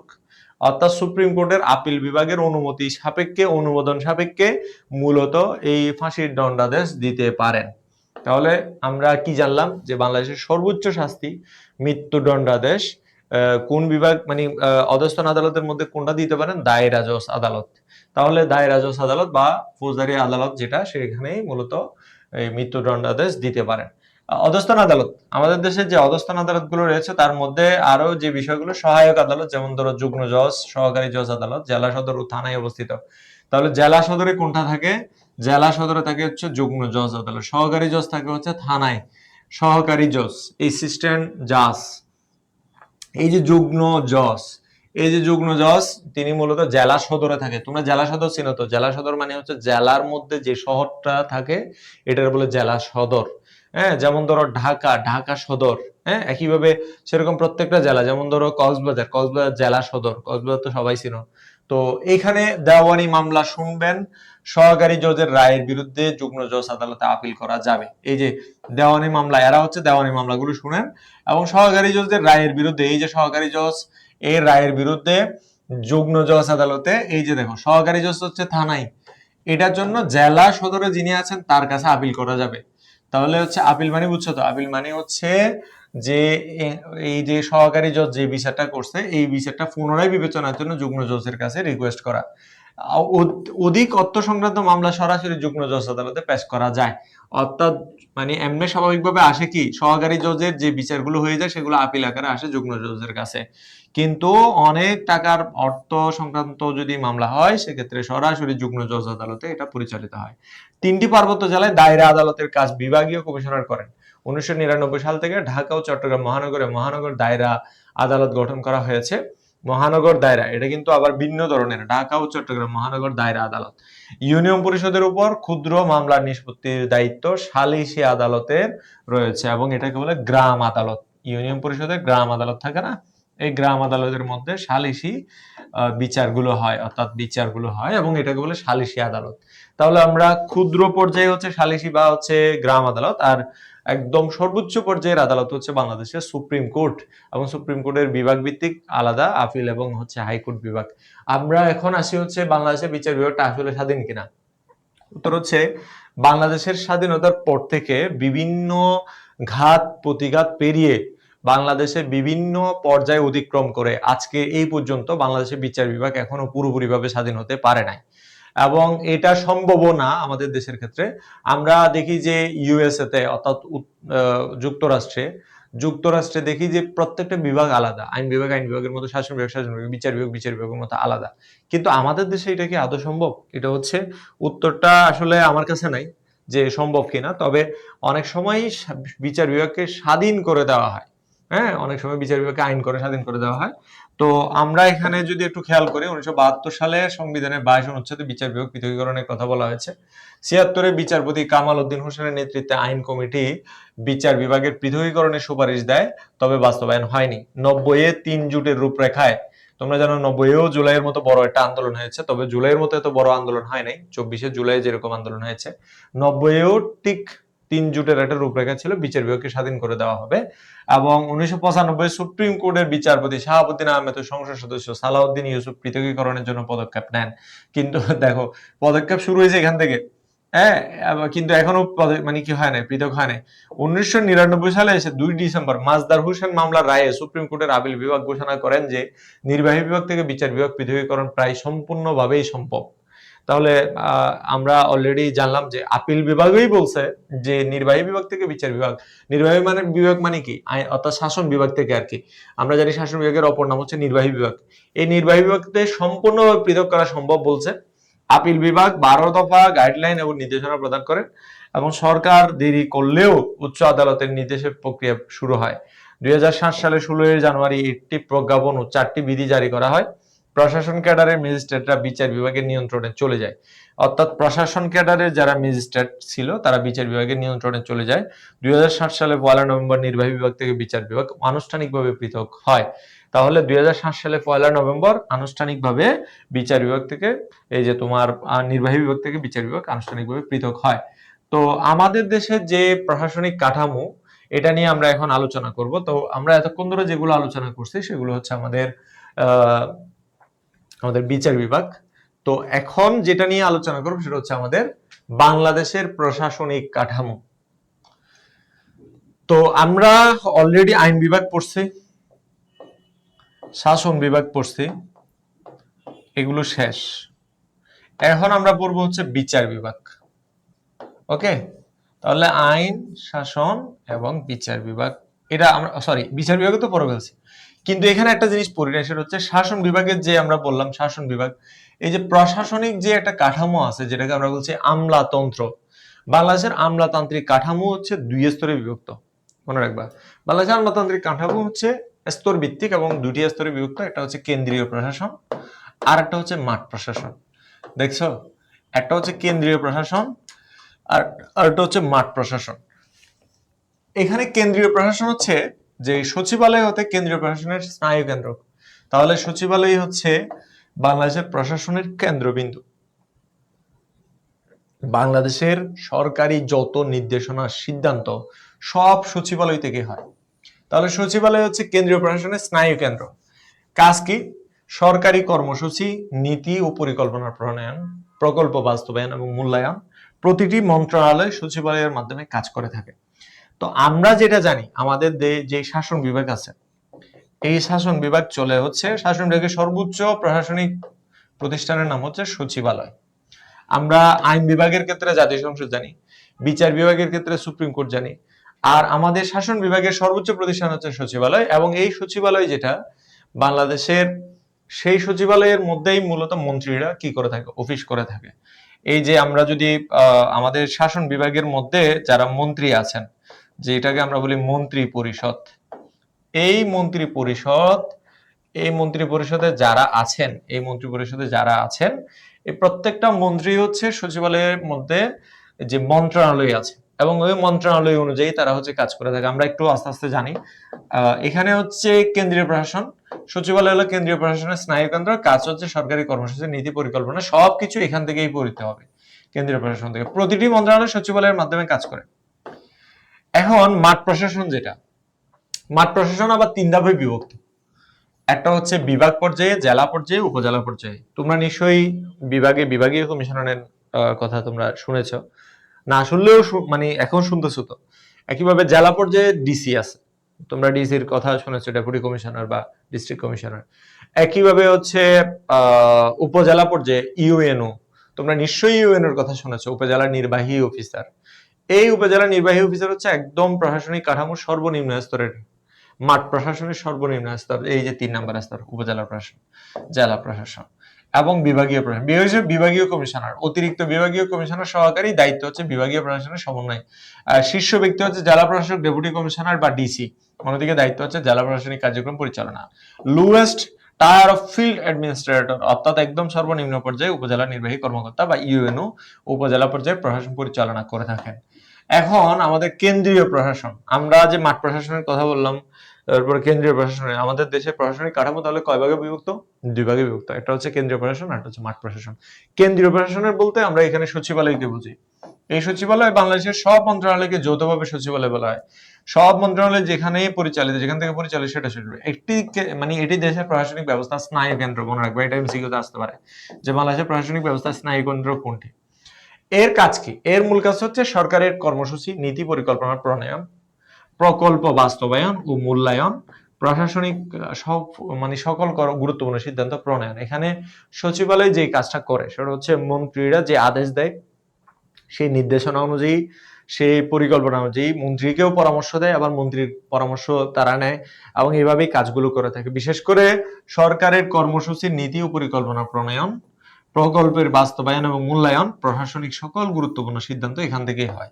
তো সচিবালয়ে যারা থাকেন তারা কি, তারা হচ্ছে সরকারের আমলা বা কর্মকর্তা কর্মচারী। এখানে প্রতিষ্ঠান ও কর্তৃপক্ষের স্থান, বিশেষ করে প্রশাসনিক পদসোপানে সচিবালয় সর্বোচ্চে অবস্থান করে, অর্থাৎ প্রশাসনিক দিক থেকে কেন্দ্রীয় প্রশাসন এটি হচ্ছে সকল ক্ষমতার আধার, যে সরকারের মূল ক্ষমতার ও কর্তৃত্ব পরিচালিত হয় এখান থেকে, এবং সচিবরা সরকারের কথা অনুযায়ী কাজ করে। এবং সরকারে যারা নিয়োজিত, যারা মানে সরকারে যারা মন্ত্রী রয়েছেন, এই মন্ত্রীদের নির্দেশনা অনুযায়ী সচিবরা কাজ করেন সচিবালয়ে। তাহলে আমরা প্রতিষ্ঠান কর্তৃপক্ষের স্থান যদি আমরা বিবেচনা করি, সচিবালয়ের স্থান হচ্ছে সকল ক্ষমতার আধার এবং রাষ্ট্রের সর্বোচ্চ প্রশাসনিক কর্তৃপক্ষ সচিবালয়। এবং কর্মকর্তা ও কর্মচারীদের দায়িত্ব কি? মন্ত্রীদের শুধু নীতি প্রণয়নে সাহায্য করে না, সংসদের মন্ত্রীর উত্তর এবং তথ্যাদি প্রস্তুতকরণে সহায়তা করে, সরকারের নীতি ও কর্মসূচি বাস্তবায়ন করে বা সচিবালয় থেকে। এখানে এক কথায় বলতে গেলে কি, সরকারের যারা মন্ত্রী আছে, সরকারের সংসদে যারা যে বিভিন্ন হুইপ, তারপরে হচ্ছে সংসদের মধ্যে যারা মন্ত্রীরা গিয়ে যে বক্তব্য দেয়, তোমরা কি মনে করছো সব মন্ত্রীরা বানায় ইয়া করছে? তোমরা এটা জেনে নাও যে বাংলাদেশে যারা সরকারের দায়িত্বে আছে এবং বিভিন্ন সংসদে গিয়ে যারা বক্তব্য দেয়, তাদের বিভিন্ন কাজগুলো এই সচিবালয় থেকে হয়। সচিবালয়ের ডিসিশন অনুযায়ী সচিবালয়ের অনেক যারা চৌকস অফিসাররা রয়েছেন, দায়িত্ব কর্মকর্তারা রয়েছেন, তাদের পরামর্শ অনুযায়ী, তাদের তোমার নির্দেশনা অনুযায়ী মূলত হচ্ছে তারা বিভিন্ন ধরনের তথ্য উপাত্তগুলো উপস্থাপন করে। এটা আমরা মনে রাখবো। এখন সরকারি নীতি কর্মসূচি সচিবালয় থেকে কি হয়, জন্ম নেয়। কেন্দ্রীয় প্রশাসনের ক্ষেত্রে আমরা সচিবালয় সম্পর্কে জানলাম। মন্ত্রণালয়টা কি? যে মন্ত্রণালয় হচ্ছে নির্দিষ্ট কাজে নিয়োজিত কোন একটা প্রশাসনকে মন্ত্রণালয় বলে। এখানে আমরা যদি একটু কি, বাংলাদেশের মন্ত্রণালয়গুলো নির্দিষ্ট দায়িত্ব পালন করে। যেমন ধরো কৃষি মন্ত্রণালয় কৃষি বিষয়ক, শিক্ষা মন্ত্রণালয় শিক্ষা বিষয়ক। তোমরা নিশ্চয়ই এই দুইটা মন্ত্রণালয় সম্পর্কে জানার কথা, যে শিক্ষামন্ত্রী শিক্ষা বিষয়ক মন্ত্রণালয় নিয়ন্ত্রণ করে এবং শিক্ষা বিষয়ক সিদ্ধান্তগুলো তিনি নিয়ে থাকে। ওইখানে অন্যরা এসে ইন্টারফিয়ার করে না তেমন একটা। এবং এখানে মেইনলি শিক্ষা সংক্রান্ত যত ডিসিশন, সেগুলো এই শিক্ষা মন্ত্রণালয় থেকেই মূলত নির্ধারিত হয়। আমরা তাহলে এখানে বাংলাদেশের মন্ত্রণালয়গুলোর মধ্যে তাদের নির্দিষ্ট কাজ থাকে এবং প্রতিষ্ঠান ও নেতৃত্ব, প্রত্যেক মন্ত্রণালয়ে একজন মন্ত্রী নিয়ন্ত্রণ করেন। পূর্বে মন্ত্রণালয়ের প্রশাসনিক প্রধান ছিলেন সচিব, বর্তমানে নির্বাহী ক্ষমতা সচিবের পরিবর্তে মন্ত্রীর হাতেই ন্যস্ত থাকে। আগে প্রশাসনিক প্রধান ছিলেন হচ্ছে সচিব, এখন নির্বাহী ক্ষমতা হচ্ছে সচিবের পরিবর্তে মন্ত্রীর হাতে থাকে। সচিব মন্ত্রীকে সহযোগিতা করে। এবং এখানে সাংগঠনিক কাঠামোর দিক থেকে মন্ত্রণালয় হলো সচিবালয়ের একটি প্রশাসনিক ও সাংগঠনিক শাখা। তাহলে দেখো, এটা হচ্ছে সচিবালয়, এই সচিবালয়ের মধ্যে এইটা হচ্ছে একটা মন্ত্রণালয়। তাহলে সচিবালয়ের একটা অংশ শুধু মন্ত্রণালয়, মন্ত্রণালয় মন্ত্রণালয় মন্ত্রণালয় মন্ত্রণালয়, এগুলো হচ্ছে একটা মন্ত্রণালয়, মনে থাকবে। তাহলে সাংগঠনিক কাঠামোর দিক থেকে প্রত্যেক মন্ত্রণালয় একাধিক বিভাগ, উইং, শাখা বা সেকশনে বিভক্ত। বুঝতে পারছো যে মন্ত্রণালয় হলো একটি প্রশাসনিক ও সাংগঠনিক শাখা, প্রত্যেক মন্ত্রণালয় এক বা একাধিক বিভাগ, উইং, শাখা বা সেকশনে বিভক্ত। আমরা এখানে মন্ত্রণালয় কি করে সেটা আমরা জানি। মন্ত্রণালয় সরকারের নীতি প্রণয়ন ও বাস্তবায়ন ও সচিবালয়ের সঙ্গে সমন্বয় রাখে। মন্ত্রণালয় হচ্ছে সচিবালয়ের সাথে এই কানেকশনটা তৈরি করে। মন্ত্রীর নেতৃত্বে মন্ত্রণালয় সরকারি নীতি কর্মসূচি বাস্তবায়ন নিশ্চিত করে। মন্ত্রণালয় চলে মন্ত্রীর নেতৃত্বে, আর সচিবালয় চলে মূলত প্রশাসনিক কর্মকর্তাদের মাধ্যমে, এবং এদের মধ্যে সমন্বয় দরকার। সমন্বয় না হলে কোনো ডিসিশনই পুরোপুরিভাবে বাস্তবায়ন করা সম্ভব হবে না। এবং মন্ত্রীরা যে বক্তব্যগুলো দেয়, সেই মন্ত্রীর বক্তব্যগুলো মন্ত্রণালয়ে আসে সচিবালয় থেকে, অর্থাৎ সচিবালয়ের একটা অংশ মন্ত্রণালয়। আমরা সচিবালয় মন্ত্রণালয়ের মধ্যে সম্পর্ক কি? সচিবালয় হলো সমস্ত মন্ত্রণালয়ের সমষ্টি। এই যে এটা বিল্ডিংটা ধরো সচিবালয়, এখানে একটা মন্ত্রণালয় আলাদা আলাদা কাজ করে থাকে, তাহলে এগুলো হচ্ছে আলাদা আলাদা মন্ত্রণালয়। তো এইটা বাংলাদেশের সমস্ত মন্ত্রণালয়ের প্রশাসনিক ব্যবস্থা স্নায়ু কেন্দ্র হলো সচিবালয়। বাংলাদেশের সকল মন্ত্রণালয়ের প্রশাসনিক ব্যবস্থা স্নায়ু কেন্দ্র বলা হচ্ছে এখানে। যেমন আমাদের ব্রেইন মানে হেড, আমাদের যে মাথা, সেখানে যে মস্তিষ্ক রয়েছে, সেই মস্তিষ্ক ব্রেইন আমাদের যেমন স্নায়ু কেন্দ্র বা কেন্দ্র, আমাদের যে ব্রেইন অচল হয়ে গেলে যেমন আমাদের শরীর চলে না, ঠিক একইভাবে যে সচিবালয়েও স্নায়ু কেন্দ্র। মন্ত্রণালয় হলো সচিবালয়ের একটি শাখা, মন্ত্রণালয় হলো সচিবালয়ের একটি শাখা যা নীতি প্রণয়ন ও বাস্তবায়নে কাজ করে। সংশ্লিষ্ট বিভাগ, সংযুক্ত অফিস, জনসংস্থা মন্ত্রণালয়ের নীতি বাস্তবায়ন করে। তাহলে এইভাবেই মূলত হচ্ছে যে বাংলাদেশের সচিবালয় ও মন্ত্রণালয় কাজ করে থাকে। আরো আছে এখানে, আমরা কেন্দ্রীয় প্রশাসনের মধ্যে যারা সচিব আছেন তারা কি করে, মন্ত্রীরা কি করে, এগুলো জানবো। কেন্দ্রীয় প্রশাসনের ক্ষেত্রে আমরা যেটা দেখি, মন্ত্রীর পরের অবস্থান হচ্ছে সচিবের, অর্থাৎ মন্ত্রী থাকবে, মন্ত্রীর পরে হচ্ছে তিনি থাকবে। তো মন্ত্রী কি করে এটা আমরা নিশ্চয়ই জানি, মন্ত্রী হচ্ছে মন্ত্রণালয় চালায়, আর সচিব চালায় হচ্ছে মন্ত্রণালয়ের অধীনে থাকা যেই কাজগুলো, সেই কাজগুলো সচিবরা করেন বা তার অধীনস্থ যারা আছেন তারা করেন। এখানে মন্ত্রীর প্রধান উপদেষ্টা ও প্রশাসনিক প্রধান। তাহলে নির্বাহী প্রধান কে? নির্বাহী প্রধান হচ্ছে মন্ত্রী, নির্বাহী প্রধান হচ্ছে মন্ত্রী, আর নির্বাহী প্রধান হচ্ছে কে? মন্ত্রী। আর সচিবালয়ের যিনি আমরা যেটা বলি যে নির্বাহী প্রধান হচ্ছে মন্ত্রী, কিন্তু প্রশাসনিক প্রধান হচ্ছে কে? সচিব। তাহলে মন্ত্রীর প্রধান উপদেষ্টা এবং প্রশাসনিক প্রধান মন্ত্রণালয়ের সব বিভাগের কার্যক্রম তদারকি, মন্ত্রণালয়ের যত কাজ আছে সবগুলো তদারকি করেন সচিব। নীতি নির্ধারণের জন্য তথ্য ও পরিসংখ্যান মন্ত্রীকে সরবরাহ করেন। মুখ্য হিসাব নিরীক্ষক হিসেবে আর্থিক দায়িত্ব পালন করেন। মন্ত্রী ও সচিবের মধ্যে সম্পর্ক কি? মন্ত্রী মন্ত্রণালয়ের সর্বোচ্চ নির্বাহী, অর্থাৎ মন্ত্রী হচ্ছে মন্ত্রণালয়ের সর্বোচ্চ নির্বাহী, এই যে নির্বাহী প্রধান। আর সচিব হচ্ছে মন্ত্রীর প্রধান পরামর্শদাতা, এবং সচিব মন্ত্রীর জন্য নীতি প্রণয়ন ও পরিসংখ্যান সংগ্রহ করে দেয়। ওই যে মন্ত্রীরা যে বিভিন্ন তথ্যগুলো দেয়, এই যে এই তথ্যগুলো কারা দিয়ে দেয়? এই সচিবরা মন্ত্রীদেরকে বলে যে এই তথ্যগুলো আপনি বক্তব্যের মধ্যে বলবেন। তখন মন্ত্রীরা এসে বলে যে আমার এই তথ্য দেখে দেখে বলে, কখনো মুখস্থ বলে।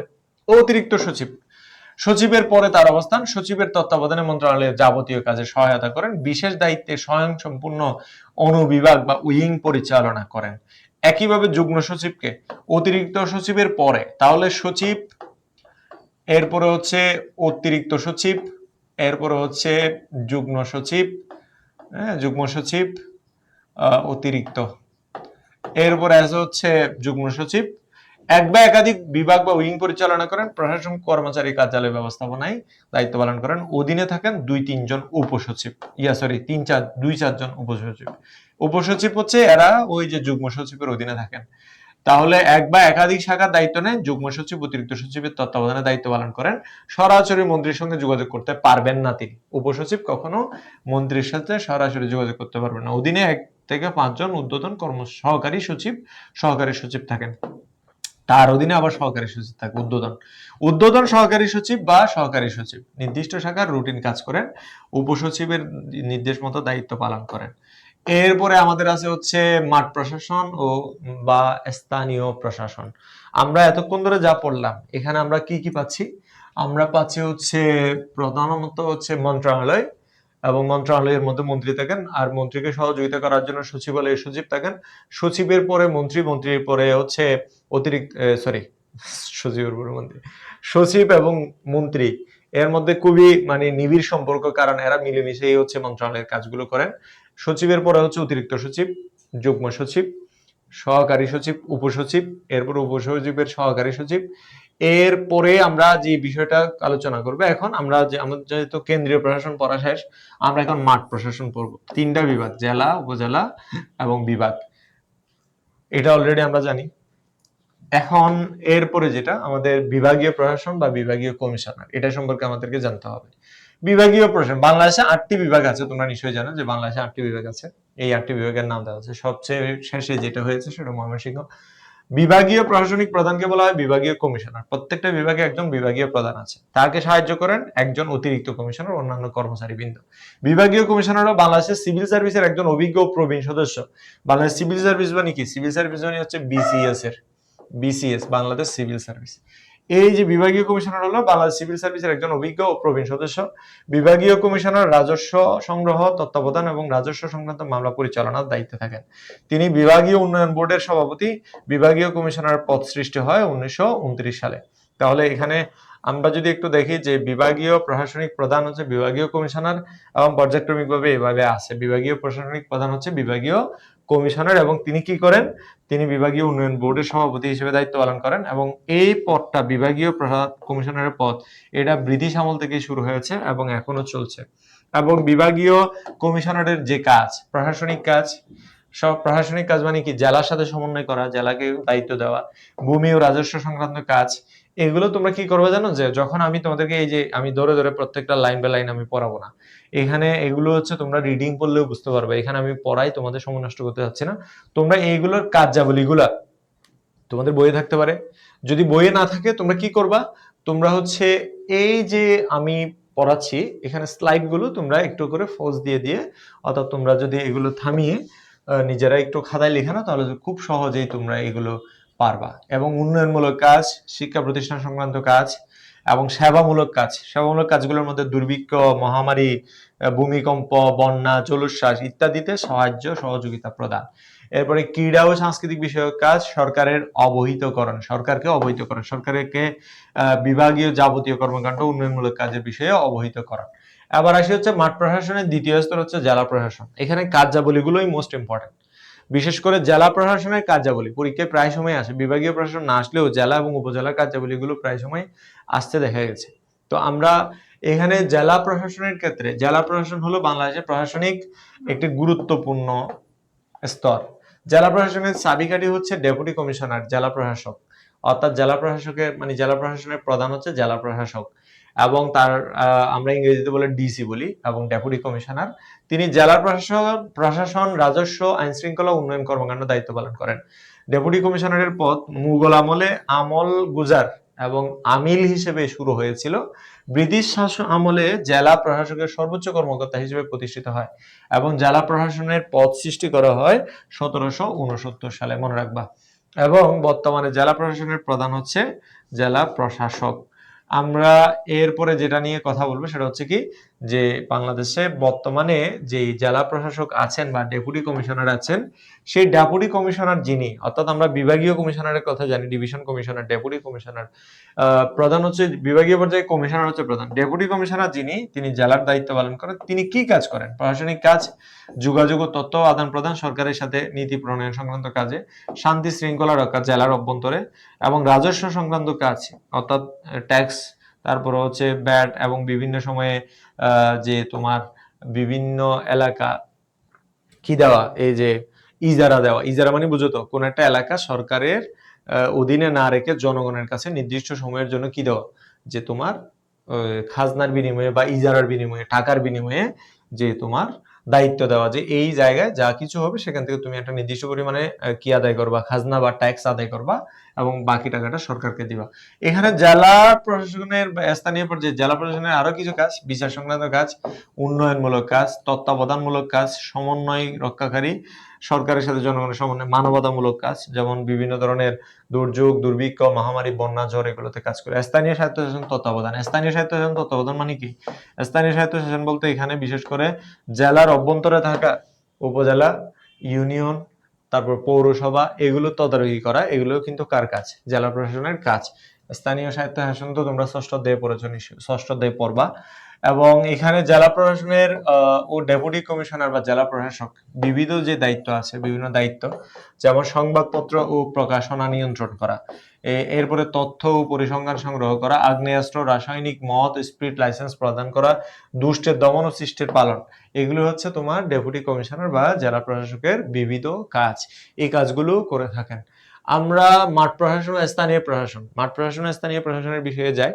যে মাঠ প্রশাসন ও স্থানীয় প্রশাসনের ক্ষেত্রে আমরা বিশেষ করে উপজেলা, এই যে মাঠ প্রশাসন বা স্থানীয় প্রশাসনের ক্ষেত্রে উপজেলা পর্যায়ে, সর্বশেষ পর্যায়ে যেটা আমরা যেটাকে একদম সর্বশেষ পর্যায় হিসেবে বিবেচনা করি, তো উপজেলার নির্বাহী প্রধান হচ্ছে ইউএনও, এবং তিনি, তার কিছু দায়িত্ব আছে, প্রশাসনিক তদারকি, উন্নয়নমূলক কাজ,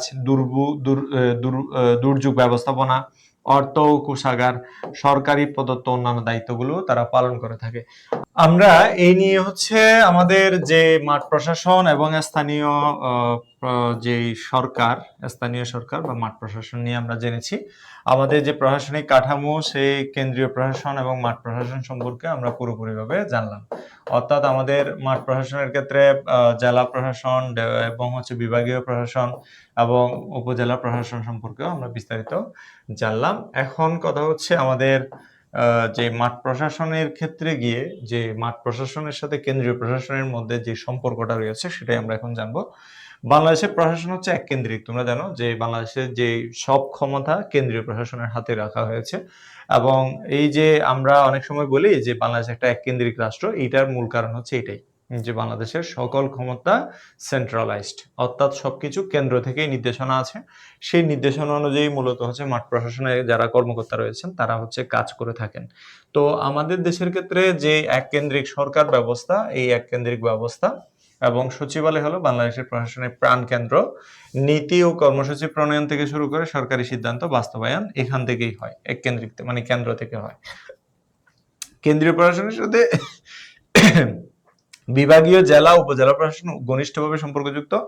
কেন্দ্রীয় নীতি ও সিদ্ধান্তগুলো ওই স্থানীয় প্রশাসন বা মাঠ প্রশাসন বাস্তবায়ন করে। বিভাগীয় কমিশনার, ডেপুটি কমিশনার এবং ইউনিও কেন্দ্রীয় সরকারের নির্দেশ অনুযায়ী কাজ করে। তার মানে আমরা কি জানতেছি, যে মাঠ প্রশাসন হচ্ছে কেন্দ্রীয় প্রশাসনের যে সিদ্ধান্ত, সেই সিদ্ধান্তগুলো, সেই নীতিমালাগুলো বাস্তবায়ন করে মাঠ পর্যায়ে। ডেপুটি কমিশনারকে বলা হয় সরকারের চোখ, নাক ও মুখ, এবং সরকার নীতি প্রণয়নের পূর্বে তথ্য ও প্রতিক্রিয়া সংগ্রহে মাঠ প্রশাসনের উপর নির্ভরশীল। যে জনগণের মতামত কি, মানুষেরা আসলে সরকার যে নীতি পরিকল্পনা বাস্তবায়ন করতে যাচ্ছে সে বিষয়ে মানুষেরা আসলে কি ভাবতেছে, এবং তারা তাদের যে মনোভাব, তাদের যে বক্তব্য, তাদের যে ভাবনা, সেগুলো কি প্রকাশ করতেছে, এটা মাঠ প্রশাসনের কাছ থেকে কেন্দ্রীয় প্রশাসন জানতে চায়। এই বিষয়টা মাঠ প্রশাসনই কেন্দ্রীয় প্রশাসনকে তথ্যগুলো দিয়ে থাকে। তো সর্বোপরি আমরা এই অধ্যায়টি শেষ করলাম। এই অধ্যায়ের মধ্যে যে টপিকগুলো মোস্ট ইম্পর্টেন্ট সেগুলো আমি তোমাদেরকে একটু বলি।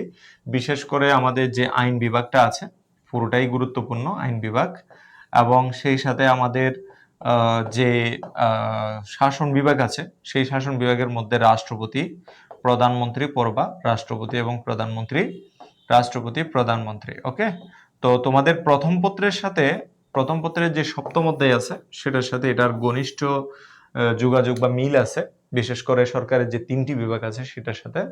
তো যেহেতু এই অধ্যায়টা বাংলাদেশের আইন প্রশাসন ব্যবস্থা, প্রশাসনিক কাঠামো এবং বাংলাদেশের সরকার, তো যার কারণে এটার সাথে ওই সরকার ব্যবস্থার একটা দারুণ মিল রয়েছে। তো তোমরা আইন শাসন এবং বিচার বিভাগ ওই প্রথম পত্রের সপ্তম অধ্যায়ে যে টপিকগুলো পড়ছো ঠিক সেম এখানেও রাষ্ট্রপতি প্রধানমন্ত্রীর এটা শুধু আলাদাভাবে ডিফাইন করছে শাসন বিভাগের ক্ষেত্রে। এবং প্রশাসনিক কাঠামোর ক্ষেত্রে যে জেলা প্রশাসনের কার্যাবলী এবং উপজেলা প্রশাসনের কার্যাবলী। তাহলে আমরা এখান থেকে পড়বো হচ্ছে আইন বিভাগ পড়বো ভালো করে, রাষ্ট্রপতি পড়বো, প্রধানমন্ত্রী পড়বো, এবং সাথে হচ্ছে আমরা পড়বো হচ্ছে জেলা এবং উপজেলার কার্যাবলী এবং এদের গঠন। আচ্ছা, আমরা একটু একটা সৃজনশীল প্রশ্ন দেখি এবং এই অধ্যায় থেকে আসা কি ধরনের প্রশ্ন আসতে পারে সেটা। ব্রিটেনের সংসদীয় পদ্ধতি সরকার ব্যবস্থা বিদ্যমান। নির্বাচনে সংখ্যাগরিষ্ঠ অর্জনকারী দলের প্রধান সেই দেশের প্রধানমন্ত্রী নির্বাচিত হন, এবং প্রধানমন্ত্রী শাসন ব্যবস্থার প্রকৃত ক্ষমতার অধিকারী এবং সরকার প্রধান। তিনি যাবতীয় কাজের জন্য আইনসভার নিকট দায়ী। আইনসভার আস্থা হারালে তাকে পদত্যাগ করতে হয়। আচ্ছা, বাংলাদেশের আইনসভার নাম কি? জাতীয় সংসদ। বাংলাদেশের আইনসভার সদস্যের প্রার্থী নির্বাচিত হওয়ার দুটি যোগ্যতা। আমরা যে সংসদ সদস্য হওয়ার যে যোগ্যতা পড়ছি সেই সংসদ সদস্য হওয়ার যোগ্যতাগুলো এখানে পরীক্ষায় আসছে। উদ্দীপকে উল্লিখিত সরকার পদ্ধতির সৌরভ ব্যাখ্যা করো, অর্থাৎ এটা সংসদীয় সরকার। এই প্রশ্নের উত্তর তুমি করতে পারবে যদি প্রথম পত্রের সপ্তম অধ্যায় পড়ো। তোমাদের অনেক স্টুডেন্টের ভিতরে একটা মানে ভয় থাকে যে প্রথম পত্রের সপ্তম অধ্যায় কিভাবে পড়বো, এত বড় অধ্যায়। তো তোমার টেনশন করার কোনো কারণ নাই, তোমরা অবশ্যই প্রথম পত্রের সপ্তম অধ্যায়ের বিষয়গুলো তোমরা পড়েছো ইতিপূর্বে, এবং প্রথম পত্রের যদি না পড়ে থাকো তাহলে অবশ্যই তোমাদের প্রথম পত্রের সপ্তম অধ্যায় পড়তে হবে। এই অধ্যায়টা খুবই খুবই ইম্পর্টেন্ট এবং গুরুত্বপূর্ণ একটা অধ্যায়। এবং আরেকটা হচ্ছে উল্লিখিত দেশের প্রধানমন্ত্রীর সাথে বাংলাদেশের প্রধানমন্ত্রীর সাদৃশ্য বিশ্লেষণ করো। এই যে উল্লিখিত দেশের প্রধানমন্ত্রীর সাথে বাংলাদেশের প্রধানমন্ত্রীর মিল হচ্ছে হুবহু মিল, কারণ এটাও সংসদীয় ব্যবস্থার রাষ্ট্র, বাংলাদেশের সংসদীয় ব্যবস্থার রাষ্ট্র। তাহলে দুটার মধ্যে কোনো আসলে তেমন একটা পার্থক্য নাই, বলতে গেলে মিল। এবং এই মিলটাই এখানে তোমাকে লিখতে হবে, যে প্রধানমন্ত্রীর সাথে বাংলাদেশের প্রধানমন্ত্রীর যে মিল বা সাদৃশ্যগুলো আছে সেগুলো তোমরা অবশ্যই এখানে মেনশন করবা বা উল্লেখ করবা, সেগুলো তোমরা তুলনা করবা। তো সর্বোপরি এই অধ্যায়টা আমরা পড়লাম, রাখো। তো আমি তোমাদেরকে বলবো যে পৌরনীতির কোনো অধ্যায়ই এত বেশি কঠিন নয়। সঠিক গাইডলাইন এবং হচ্ছে ভালোভাবে যদি মনস্থির করে যদি তুমি জানার আগ্রহ নিয়ে পড়ো, দেন তুমি এটা জানতে পারবা। তো তোমাদের জন্য অনেক শুভকামনা থাকবে। সবাই যারা ক্লাসটি করছো তোমরা অবশ্যই তোমাদের মন্তব্য জানাবে, তোমাদের মতামত জানাবে। তোমরা ক্লাসটি করে কেমন উপকৃত হয়েছে সেটা অবশ্যই শেয়ার করবে নিজেদের মতো করে, এবং তোমাদের সহপাঠীদেরকে ক্লাসের বিষয়ে বলবে। এবং আমি আশা করছি যে তোমরা সবাই ভালো থাকবে এবং সুস্থ থাকবে এবং সুন্দর থাকবে। সবাই অনেক অনেক শুভেচ্ছা জানিয়ে বিদায় নিচ্ছি। আমি এতক্ষণ ছিলাম তোমাদের সিভিক্স ইনস্ট্রাক্টর মোহাম্মদ রাসেল। আসসালামু আলাইকুম।